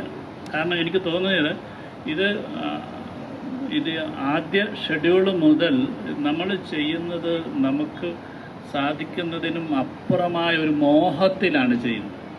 എനിക്ക് തോന്നുന്നു ഇതിനെ എങ്ങനെയാണ് നമുക്ക് ചെയ്യുന്നതിനപ്പുറമായിരിക്കണം എന്ന് തോന്നുന്നൊരവസ്ഥ. അപ്പോൾ ഇതിൽ പലപ്പോഴും രാജു ഒരു വലിയ പാലത്തിൻ്റെ മുകളിൽ നിന്ന് ചാടുന്നുണ്ട്. അപ്പം ഈ ചാടുന്നത് എനിക്കൊന്ന് എത്ര പ്രാവശ്യം ചാടിച്ചു എന്നുള്ളത് ചോദിച്ചു കഴിഞ്ഞാൽ, കാരണം ഇത് കുറച്ചൊക്കെ സാങ്കേതിക പ്രശ്നങ്ങളാണ്, ക്യാമറയിലുള്ള ഇഷ്യൂസ് കാര്യങ്ങൾ. അപ്പം ഈ ചാടുന്നതിൻ്റെ അത് വേറെ അല്ല, വലിയ ഭംഗി നോക്കേണ്ട കാര്യമില്ലല്ലോ. ഒപ്പം തന്നെ ചാടുന്ന കൂട്ടത്തിൽ താഴെ നിൽക്കുന്ന കുട്ടികൾ ചാടണം. അപ്പം ഇത് ചിലത് ചോദിച്ചിട്ടുണ്ട്, എന്തിനാണ് ഇത് വളരെ ആരും ശ്രദ്ധിക്കാത്തതെന്ന് പറഞ്ഞപ്പോൾ, എന്തിനാണ് ഇയാൾ മേലെ ഒരു ഹീറോയിസം കാണിക്കാനാണോ? അപ്പോൾ ഞാൻ പറഞ്ഞു, നമ്മളൊക്കെ നാട്ടിൻപുറത്തുള്ള നമ്മൾ കുട്ടികളോടൊപ്പം ചേരും, അവരെ കളിച്ച് കാണിക്കും, അവരെ ചാടി കാണിക്കും, നീന്തി കാണിക്കും, അവരുടെ ഒരു വലിയ ചേട്ടനായിട്ടൊക്കെ മാറും. അവൻ പിന്നീട് കാണാം ഈ കുട്ടികളൊക്കെ ഇങ്ങനെ മേലെ ചാടുന്ന എന്നൊക്കെ. അപ്പോൾ ഇയാൾ ആ പ്രകൃതിയിൽ ഇങ്ങനെ ആ ഗ്രാമത്തിൽ ഇങ്ങനെ സൈന്യമായിട്ട് മാത്രമല്ല, അത് പക്ഷെ വളരെ പ്രകടമല്ല ഒരു സൗണ്ട് ചെയ്ത് പറയുന്നതല്ല. പക്ഷെങ്കിൽ നമുക്കത് കാണാൻ പറ്റും. അയാൾ അവിടെ നിന്ന് ചാടി കാണിക്കുമ്പോഴത്തേക്ക് താഴെ നിന്ന് കുട്ടികൾ ചാടുന്നു എന്നൊക്കെ പറയുന്ന കാര്യങ്ങൾ. അപ്പം ഇങ്ങനെ ഒരു ചെറിയ രീതികളിൽ പോലും നമ്മൾ സഞ്ചരിക്കാൻ ശ്രമിച്ചു എന്നുള്ളത് ഈ സിനിമയ്ക്ക് കിട്ടിയൊരു ഭാഗ്യമാണ്. അത് മനസ്സിലാക്കാൻ പറ്റുന്നു. നേരത്തെ പറഞ്ഞ പോലെ നമ്മൾ ഇതിൻ്റെ ഷൂട്ട് എന്ന് പറഞ്ഞാൽ അപൂർവമാണ്. ഇങ്ങനെ ഒരു ഷൂട്ട് നമുക്ക് എനിക്കൊന്നൊരു ഡിസൈൻ ചെയ്യുക എന്ന് പറഞ്ഞാൽ മലയാളത്തിൽ എനിക്ക് തോന്നുന്നില്ല. ഞങ്ങൾ ഇതുവരെ പറയാത്ത ചില കാര്യങ്ങളാണ് അതൊക്കെ എന്ന് പറഞ്ഞാൽ. എന്ന് വെച്ചാൽ ഞങ്ങൾക്ക് കൃത്യമായ ഒരു റിഹേഴ്സൽ ചെയ്യാൻ പറ്റത്തില്ല. കാരണം രാജു അവിടെ നിന്ന് നടന്നു വന്നു, ഹക്കീം അവിടെ നിന്ന് വന്നു, ഇവരെ കെട്ടിപ്പിടിച്ചു എന്ന് പറയുന്നത് ഇങ്ങനെ കാണിക്കാനേ പറ്റത്തുള്ളൂ. ഇവരവിടെ ബിഹേവ് ചെയ്യുക. അപ്പം ഇവരിലേക്ക് അത് എത്രത്തോളം, അതായത് നമ്മൾ ഈ ലൈറ്റൊക്കെ അടിച്ചിട്ടാണ് ഇതിൻ്റെ ഒരു പൊസിഷൻസ് എത്തുക. അപ്പം ഒരു സീനും നമുക്കൊരു റിഹേഴ്സ് ചെയ്ത്, സാധാരണ സിനിമയിലൊരു ഡ്രാമ റിഹേഴ്സ് ചെയ്ത് കാണിക്കുന്നത് പോലെ അങ്ങനെ എന്തെങ്കിലും ചെയ്യുന്നുണ്ടെന്നുണ്ടെങ്കിൽ ക്യാമറയ്ക്ക് പുറകിലോ അതെ ഒരു അത്തരത്തിലുള്ള ഒരു എല്ലാവരുടെ ഒരു സമാനതകളുണ്ടല്ലോ. അപ്പം തന്നെ ഈ നമ്മൾ ഷൂട്ട് ചെയ്യുന്ന സമയം എന്ന് പറഞ്ഞാൽ നമ്മൾ ഈ ലൈറ്റ് ടെമ്പറേച്ചർ അനുസരിച്ച് നമ്മൾ ഷൂട്ട് ചെയ്യുന്നത്. ഇതിൻ്റെ ഒരു അപ്പം നടൻ എന്നുള്ള രീതിയിലുണ്ടാകുന്ന വലിയ മാനസിക പ്രശ്നമുണ്ട്. രാവിലെ ഇട്ട ഒരു മേക്കപ്പ് ആയിരിക്കത്തില്ല ഉച്ചയ്ക്ക് ഇടുക. അപ്പം രാവിലെ ഇട്ട ഒരു ഭാവത്തിൽ അല്ലെങ്കിൽ ആ ഇമോഷൻ ആയിരിക്കത്തില്ല ഉച്ചയ്ക്ക് ഇടുക. പക്ഷേ ഇത് ഇങ്ങനെ അങ്ങ് ടോട്ടലി സെറ്റാകുക. അപ്പം ഇതിനകത്ത് രാജു വിവസ്ത്രനായി അഭിനയിക്കുന്ന ഒരു ഇതെന്ന് പറഞ്ഞു കഴിഞ്ഞാൽ അതൊരു എനിക്ക് തോന്നുന്ന ഒരു വലിയൊരു ഡോക്യുമെൻ്ററി. നേരത്തെ പറഞ്ഞിട്ട് നമ്മൾ ചെയ്യുന്നില്ല എന്ന് വെച്ചത് പല കാരണങ്ങളുണ്ട്. പക്ഷേ അതിനുവേണ്ടി രാജു ഒരുപാട് അനുഭവിച്ചു. കാരണം ഒരു 2-3 ദിവസം ഡയറ്റ് നോക്കി വെള്ളമില്ലാതെ ഒക്കെ കഴിഞ്ഞു. അപ്പോൾ രാജു ഇതിനു മുമ്പ് പറയുന്നുണ്ട്, ചേട്ടാ ഞാൻ ചിലപ്പോൾ ചീത്ത വിളിക്കും. കാരണം ഇയാളുടെ ഈ മിനറൽസൊക്കെ അങ്ങോട്ട് നഷ്ടപ്പെട്ടപ്പോൾ ഭ്രാന്തിലേക്ക് എത്താവുന്ന അവസ്ഥയുണ്ട്. ഞാൻ എന്തായിരിക്കും ചെയ്യുന്നതെന്ന് അറിയാത്ത അവസ്ഥകളുണ്ടാകും. അതുകൊണ്ട് അത് ചെയ്യണം. അപ്പോൾ ഇതിൻ്റെ തലേന്ന് ഇങ്ങനെ ഓരോ ദിവസം ഇങ്ങനെ മാറിക്കണം. അപ്പം നമുക്കൊരു ഭയം വരുവാണ്. ഈ ആൾ കാണിക്കാൻ പോകുന്ന കാര്യങ്ങൾ എനിക്ക് മാത്രമല്ല, ഇവിടെ എന്നോടൊപ്പം ഇരിക്കുന്ന ഓരോ ചെറിയ ആൾക്കും, ഒരു ചായ തരുന്ന ആൾക്ക് പോലും ഇതിനെക്കുറിച്ച് ആദ്യം തന്നെ ഇത് സിനിമയുമായിട്ട് പോകുമ്പോൾ ഞങ്ങളുടെ കൂട്ടത്തിലുള്ള എല്ലാവർക്കും അറിയാം എന്താണ് ഷോട്ടെന്നും എന്താ സംഭവിക്കുന്നതെന്ന്. എന്നുവെച്ചാൽ അത്ര ഡീറ്റെയിലിംഗ് ആയിട്ട് നമുക്ക് വർക്ക് നമ്മൾ അത് ചെയ്യാൻ ഈ സമയം ഞങ്ങൾ ഉപയോഗിച്ചു എന്നുള്ളതാണ്. അപ്പം ഈ രാജു തലേന്ന് ഈ പറഞ്ഞ ശരീരത്തിൻ്റെ എല്ലാ ജലാംശവും വലിച്ചെടുക്കുവാനായിട്ടുള്ള എല്ലാ ക്രമീകരണങ്ങളും, ഈവൻ ഡീഹൈഡ്രേറ്റ് ചെയ്യാനായിട്ട് വോഡ്ക വരെ ഇങ്ങനെ ഏതാണ്ട് സ്പൂണുകൾ അല്ല വെള്ളമടിക്കുക എന്നുള്ളത് സ്പൂണുകൾ കഴിച്ച് അങ്ങനെ ഇരിക്കുമ്പോൾ നമ്മൾ ഇത് ഒരു ആഫ്റ്റർനൂൺ ലൈറ്റിലാണ് ഇത് ഷൂട്ട് ചെയ്യേണ്ടത്. അപ്പം നമ്മൾ കാലത്ത് കംപ്ലീറ്റ് ക്രൂവിനെ കൊണ്ടുപോയി എന്താണ് ഷൂട്ട് ചെയ്യുന്നത്, എവിടെയാണ്, അതൊരു 8 ഷോട്ട് മറ്റോ അന്ന് എടുത്തു നിൽക്കും. എന്നുവെച്ചാൽ ആ ഒരു രീതിയിൽ ആ ഇമോഷൻ്റെ കണ്ടിന്യൂറ്റിയിൽ. അപ്പം എവിടെ ട്രാക്ക് ഇടണം, എവിടുന്ന് ആ ട്രാക്ക് പൊളിച്ച് അടുത്ത ക്യാമറ എവിടെ വെക്കണം, എങ്ങനെ ചെയ്യണം എന്നുള്ളത്, അവിടെ എവിടെ നിൽക്കാൻ പാടില്ല എന്നുള്ളതെല്ലാം തറവാണ്. രാജുവിനെ കസേരയിലാണ് കൊണ്ടുവന്ന് ഇരുത്തുന്നത്. അത്ര ദുർബലനായ ഒരവസ്ഥ. ഇയാളോടൊന്നും നമുക്ക് പറയാൻ പറ്റത്തില്ല. പറഞ്ഞാൽ എന്താണെന്നുള്ളത് അത്ര ഒരു ഭയം. ഈ അവിടെ നിൽക്കുന്നവരെല്ലാം ഭയന്നിട്ടാണ് ഇങ്ങനെ നിൽക്കുന്നത്. ഒരു തരുമ്പ് അനക്കമില്ല, ഫുൾ നിശബ്ദതയില്ല. ഒരു ട്രാക്കൊക്കെ വെക്കുന്നതിനൊന്നും ഇങ്ങനെ പൂ വെക്കുന്നതിൻ്റെ തൊട്ടാണ് വെക്കുന്നത്. അങ്ങനെ ഒരു ട്രാക്ക് ഇട്ട് ഷോട്ട് എടുത്തു, അടുത്ത ഷോട്ട് എന്ന് പറഞ്ഞാൽ ഇങ്ങനെ വിത്തിൻ സെക്കൻഡ്സ് ഇങ്ങനെ ഒഴുകി നമ്മൾ എഡിറ്റ് ചെയ്തതുപോലെ അങ്ങനെ പോയി. അടുത്ത ആൾക്ക് അറിയാം ക്യാമറ എവിടെയാണ്, ഇതിൻ്റെ ഫോക്കസ് എത്രയാണ്, എല്ലാം നെക്സ്റ്റ്. അപ്പോൾ അങ്ങനെയൊക്കെയുള്ള ഞങ്ങൾ ഈ അത്തരം ഒരു വലിയ ടീമിൻ്റെ ഒരു ഭയങ്കര ഒരു കോൺട്രിബ്യൂഷൻ ഈ സിനിമയ്ക്കുണ്ട്. അത് പക്ഷേ സിനിമയ്ക്കൊന്നും നമുക്ക് കാണാൻ പറ്റത്തില്ല. പക്ഷേ ആ ഷോട്ടുകളൊക്കെ എടുത്തത് അത് കഴിഞ്ഞിട്ട് പിന്നെ മറ്റേ ജീപ്പിൻ്റെ അവിടെ വന്ന് എടുക്കുന്നത് ഇത് ഇങ്ങനെ ഒരു എന്താ പറയുക എഡിറ്റ് ചെയ്ത് നമ്മൾ ഷൂട്ട് ചെയ്യുന്ന പോലെയാണ് നമ്മൾ ഷൂട്ട് ചെയ്യുന്നത്. അപ്പോൾ അതൊരു എനിക്ക് എന്നോട് ഏറ്റവും അധികം അതുകൊണ്ട് തന്നെയാണ് എനിക്ക് തോന്നിയിട്ട് രാജു എന്ന് പറയുന്നൊരു നടനായിട്ടൊന്നും എൻ്റെ ഒരു അനുജനെ പോലെ അല്ലെങ്കിൽ ഹക്കീം എൻ്റെ മോനെ പോലെയൊക്കെ തോന്നുന്ന അവസ്ഥയിൽ കൂടെയാണ്. അതിന് കുറേയധികം സഹായിച്ചതെന്ന് വെച്ചാൽ ഞങ്ങൾ കോവിഡായിട്ട് കടന്ന സമയങ്ങളിൽ എന്ന് പറഞ്ഞാൽ അങ്ങനത്തെ ഒരു ഭയങ്കര ഒരു കുടുംബത്തില്ലാത്തൊരു ബന്ധം, ജ്യേഷ്ഠനും അനുജനും മക്കളും തമ്മിലില്ലാത്തൊരു ബന്ധമുണ്ടല്ലോ, അങ്ങോട്ടും ഇങ്ങോട്ടും പരസ്പരം സഹായിക്കുന്നതിനും ഇടപെടുന്ന. ഞാൻ സാർ ചോദിച്ച ചോദ്യത്തിന് ഞാൻ ആക്ച്വലി സ്പെസിഫിക് ആയിട്ട് ഉത്തരം പറയാം. ഇത് ആരും പറഞ്ഞില്ല എന്ന് ഞാൻ പറയുന്നില്ല. കുറച്ചധികം ആൾക്കാർ ഇത് സ്പോട്ട് ചെയ്ത് അപ്രീഷിയേറ്റ് ചെയ്തിട്ടുണ്ട്. ഉള്ളത് ആരും പറഞ്ഞില്ല എന്ന് പറയുന്നത് തെറ്റാണ്. എങ്കിലും അതൊരു ചർച്ചാ വിഷയമൊന്നും ആകാത്ത ഇതാണ്. ഇപ്പോൾ ഓരോ സിനിമയിലും നമ്മളൊരു കഥാപാത്രത്തിന്റെ ഒരു ഫൈനൽ മാനിഫെസ്റ്റേഷനിലേക്ക് വരുമ്പോൾ ഈ ആക്ടേഴ്സ് ഇന്റർപ്രിട്ടേഷൻ എന്ന് പറയുന്ന ഒരു ഭാഗം ഉണ്ടാവുമല്ലോ. അപ്പൊ ഞാൻ സംവിധാനം ചെയ്യുന്ന സിനിമകളിലും ആ ഫൈനൽ പ്രോസസ് എന്റെ ആക്ടറിന്റെ ആണ്. ആ അഭിനയിക്കുന്ന നടനോ നടിയോ ആണ് ഈ കഥാപാത്രത്തിന്റെ ആ ഒരു ഫൈനൽ മാനിഫെസ്റ്റേഷൻ അവരുടെ കയ്യിലാണ്. ആസ് എ ഡയറക്ടർ നമ്മൾ ഇവിടെ ഇരുന്നിട്ട് ഇത് ഫുള്ളി എന്റെ കൺട്രോളിലാണ് എന്ന് വിചാരിച്ചാൽ നമ്മൾ മണ്ടനാവുകയാണ് ചെയ്യുക. അപ്പോൾ ഒരു ആക്ടേഴ്സ് ഇന്റർപ്രിട്ടേഷന്റെ ഭാഗമായിട്ട് വന്നൊരു ചിന്തയാണ് ഞാൻ ഒരിക്കലും ബ്ലസ് ചേട്ടനോട് ഷെയർ ചെയ്തത്. ഞാൻ ബ്ലസ് ചേട്ടൻ ഇയാളൊരു ഇനിഷ്യൽ ഇവിടെ വന്ന് പെട്ടതിന്റെ ഒരു ഫ്രസ്ട്രേഷൻ, ഇയാൾ ഈ ഇങ്ങനെ ദേഷ്യം പറഞ്ഞു തീർക്കുന്ന ആ ഒരു ഫേസ് കഴിഞ്ഞാൽ ഇയാൾ ഭാഷ ഉപയോഗിക്കുന്നുണ്ടാവില്ലല്ലോ. ഇയാള് മലയാളം സംസാരിക്കാൻ ആരുമില്ല, ഇയാൾ പറഞ്ഞാൽ മനസ്സിലാകുന്ന ആരുമില്ല. ആടുകളോട് ഇയാൾക്കൊരു ബന്ധം, ആടുകളോടും ഒട്ടകങ്ങളോടും ഇയാളൊരു ബന്ധമുണ്ടെങ്കിലും ഇയാൾ ദിവസേന അവരോട് കാര്യങ്ങൾ വർത്തമാനം പറയുന്നൊന്നും ഉണ്ടാവില്ല. നമ്മുടെ ഒരു ബ്രെയിനിന്റെ ഒരു മസിൽ മെമ്മറി പതുക്കെ ഫെയ്ഡ് ആവുമല്ലോ. ഈ ഭാഷ ഉപയോഗിക്കുന്നതിന്റെ ഒരു ബ്രെയിനിന്റെ മസിൽ മെമ്മറി പതുക്കെ ഫെയ്ഡായി 3 വർഷങ്ങൾക്ക് ശേഷം ഇയാൾ വീണ്ടും ഹക്കീമിനെ കണ്ടുമുട്ടുമ്പോൾ ഇയാൾ പെട്ടെന്ന് സംസാരിക്കാൻ ശ്രമിക്കുമ്പോൾ ഇയാൾക്ക് ഭാഷ കിട്ടുന്നില്ല എന്നുള്ളൊരു സാധനം പെർഫോമൻസിൽ വരണം എന്ന് എനിക്ക് തോന്നിയിരുന്നു. അപ്പോൾ പ്ലസ് ചേട്ടൻ അയ്യോ എടാ ഒന്ന് കേട്ട് ഭയങ്കര സന്തോഷം. അപ്പോൾ ഞാനത് ആക്ച്വലി ഹക്കീമിനെ മീറ്റ് ചെയ്യുന്ന സീനിലും ഇയാൾ ഈ എന്ത് വാക്കാണ് ഇപ്പോൾ ഈ സെന്റൻസ് കൺസ്ട്രക്ട് ചെയ്യാൻ എന്ത് വാക്കുകളാണ് ഉപയോഗിക്കേണ്ടത് എന്നുള്ളൊരു സ്ട്രഗിൾ ഇയാൾക്കുണ്ട്. അതിനുശേഷം ആ സീനിന് ശേഷം ഇത് ആക്ച്വലി ഞാൻ ടേക്കിൽ ചെയ്ത പ്ലസ് ചേട്ടൻ ഓർമ്മയാണ്. ആ സീനിന് ശേഷം ഈ ഹക്കീം ഒരു കത്ത് വെച്ചിട്ട് പോകും ഒരു കാലിൽ. അപ്പോൾ ഞാൻ ഓടിപ്പോയി ആ കത്ത് എടുക്കുന്നുണ്ട്. അപ്പോൾ ടേക്കിൽ ചെയ്തതാണ്. ഫസ്റ്റ് ഞാൻ ആ കത്ത് എടുത്തിട്ട് വായിക്കാൻ കുറച്ചധികം നേരം ശ്രമിക്കും. എനിക്ക് മനസ്സിലാകില്ല ഈ വാക്കുകൾ പിടികിട്ടുന്നില്ല. അപ്പോൾ കുറച്ചധികം നേരം ഇതിങ്ങനെ പേപ്പറിൽ നോക്കിയിട്ടാണ് ഇത് പിടിച്ചിരിക്കുന്നതെന്ന് ഞങ്ങൾക്ക് സ്പോട്ട് ചെയ്യാൻ പറ്റുന്നത്. അപ്പോൾ അത് ഞാൻ അതൊരു ഡീറ്റെയിലിംഗ് അയാളുടെ ലാംഗ്വേജ് ഇയാൾക്ക് ആർട്ടിക്കുലേറ്റ് ചെയ്യാനുള്ള കേപ്പബിലിറ്റി ഇയാൾക്ക് നഷ്ടപ്പെട്ടു തുടങ്ങിയിട്ടുണ്ടായിരിക്കുമല്ലോ എന്നുള്ളൊരു ഡീറ്റെയിലിംഗ് ഞാൻ അത് പക്ഷെ കുറച്ച് ആൾക്കാർ സ്പോട്ട് ചെയ്ത് പറഞ്ഞു. പക്ഷെ അങ്ങനെ വലിയൊരു ചർച്ച വന്നില്ല. നമ്മൾ അവസാന ഒരു റൗണ്ടിലേക്ക് കടക്കുന്നതിന് മുമ്പ് ഞാൻ ഇവരോട് തന്നെ വീണ്ടും ഒരു ചോദ്യം ചോദിക്കുകയാണ്.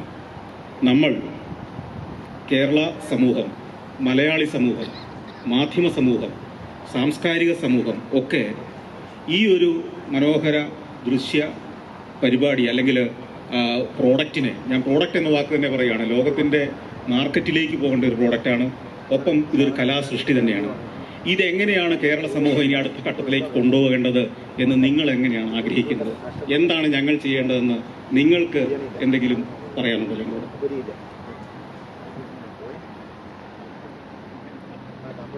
ആക്ച്വലി ഏറ്റവും മനോഹരമായിട്ട് അദ്ദേഹമാണ് പറഞ്ഞത്. അതായത് ഏറ്റവും നന്നായിട്ട് ആർട്ടിക്കുലേറ്റ് ചെയ്ത് അദ്ദേഹമാണ്. കാരണം എന്തുകൊണ്ട് ഇത്തരം ഇപ്പോൾ ഇദ്ദേഹം പറഞ്ഞതുപോലെ ഈ സിനിമയുടെ ഞാനും നേരത്തെ മെൻഷൻ ചെയ്തു, ഈ സിനിമ തിയേറ്ററിൽ ഇറങ്ങി തിയേറ്ററിക്കലി ഇതിനെന്ത് സംഭവിക്കണം അല്ലെങ്കിൽ എന്ത് കിട്ടണം എന്നുള്ളതിന് നമ്മൾ വലിയ സന്തോഷവാന്മാരാണ്. ഒരു മലയാള സിനിമാ ചരിത്രത്തിൽ തന്നെ വളരെ കുറച്ച് സിനിമകൾക്ക് കിട്ടിയ ഒരു സ്വീകാര്യതയാണ് ആടുജീവിതം എന്ന സിനിമയ്ക്ക് മലയാള സിനിമ പ്രേക്ഷകർ തന്നിരിക്കുന്നത്. ഇനി അങ്ങോട്ട് എന്ത് എന്നുള്ള ചിന്തയുടെ തുടക്കം എന്ന് പറയുന്നത് സത്യത്തിൽ എന്തിന് ഇങ്ങനെ സംഭവിക്കണം, നമ്മുടെ ഇവിടുത്തെ ലീഡിംഗ് മീഡിയ പേഴ്സണാലിറ്റീസിനെ കൊണ്ടൊരു ഡിസ്കഷനിലൂടെ തുടങ്ങണമെന്ന് ചിന്തിച്ചതിന്റെ പ്രധാന കാര്യം തന്നെ അദ്ദേഹം പറഞ്ഞതുപോലെ ഇത് ബ്ലസ്സിച്ചേട്ടന്റെയോ എന്റെയോ സിനിമ, ബ്ലസ്സിച്ചേട്ടനും എനിക്കും ഈ സിനിമയിൽ നിന്ന് ഇൻവെസ്റ്റ് ചെയ്ത പൈസ അല്ലെങ്കിൽ സാമ്പത്തികം എന്നൊക്കെ നോക്കുകയാണെങ്കിൽ നമ്മൾ ആക്ച്വലി മലയാളികളോട് കടപ്പെട്ടിരിക്കുന്നു. അത് അവരെ തന്നു കഴിഞ്ഞു. പക്ഷെ അവിടെ ഇത് തീരുന്നില്ല എന്നുള്ളതാണ്. ഈ സിനിമ സൃഷ്ടിക്കാനെടുത്ത സ്ട്രഗിൾ, ഈ തിയേറ്ററിൽ ഇറങ്ങി കഴിഞ്ഞ് കിട്ടിയ സ്വീകാര്യത, അവിടെ കൊണ്ട് ഈ കഥ തീരുന്നില്ല എന്നുള്ളതാണ്. അതിന്റെ തുടക്കം, ഇനി ഇവിടെ നമ്മളുടെ ട്രാവലിന്റെ തുടക്കം എന്ന് പറയുന്നത് നമ്മുടെ സിനിമ എന്നുള്ളൊരു ഐഡന്റിറ്റി ഇതിനുണ്ടാവുക എന്നുള്ളതാണ്. ഈ സിനിമയെക്കുറിച്ചുള്ള ഡിസ്കഷൻസ് അല്ലെങ്കിൽ ചർച്ചകൾ തുടങ്ങേണ്ടത് നമ്മുടെ നാട്ടിൽ നിന്ന് തന്നെയാണ്. ഇത് എന്തൊക്കെ തന്നെ പറഞ്ഞാലും ലോകത്തിന്റെ ഏത് ഭാഗത്ത് പോയാലും ഇത് മലയാള സിനിമ തന്നെയാണ്. അപ്പൊ ആ ഐഡന്റിഫിക്കേഷൻ രൂപാന്തരപ്പെടുക എന്ന് പറയുന്നതാണ് ഇനിയുള്ള യാത്രയുടെ തുടക്കം എന്ന് ഞങ്ങൾ ഉറച്ചു വിശ്വസിക്കുന്നു. ആ തുടക്കമാണ് ഇപ്പോൾ ഇവിടെ സംഭവിച്ചുകൊണ്ടിരിക്കുന്നത്. അതല്ലെങ്കിൽ ഇതുപോലെ വിവിധ മാധ്യമങ്ങളെ റെപ്രസെന്റ് ചെയ്യുന്ന ലീഡിംഗ് മീഡിയ പേഴ്സണാലിറ്റീസ് ഒരു സിനിമയുടെ ഡിസ്കഷൻ ഇന്നിവിടെ വന്നതിന്റെ ഭാഗമാകേണ്ട കാര്യമില്ലല്ലോ.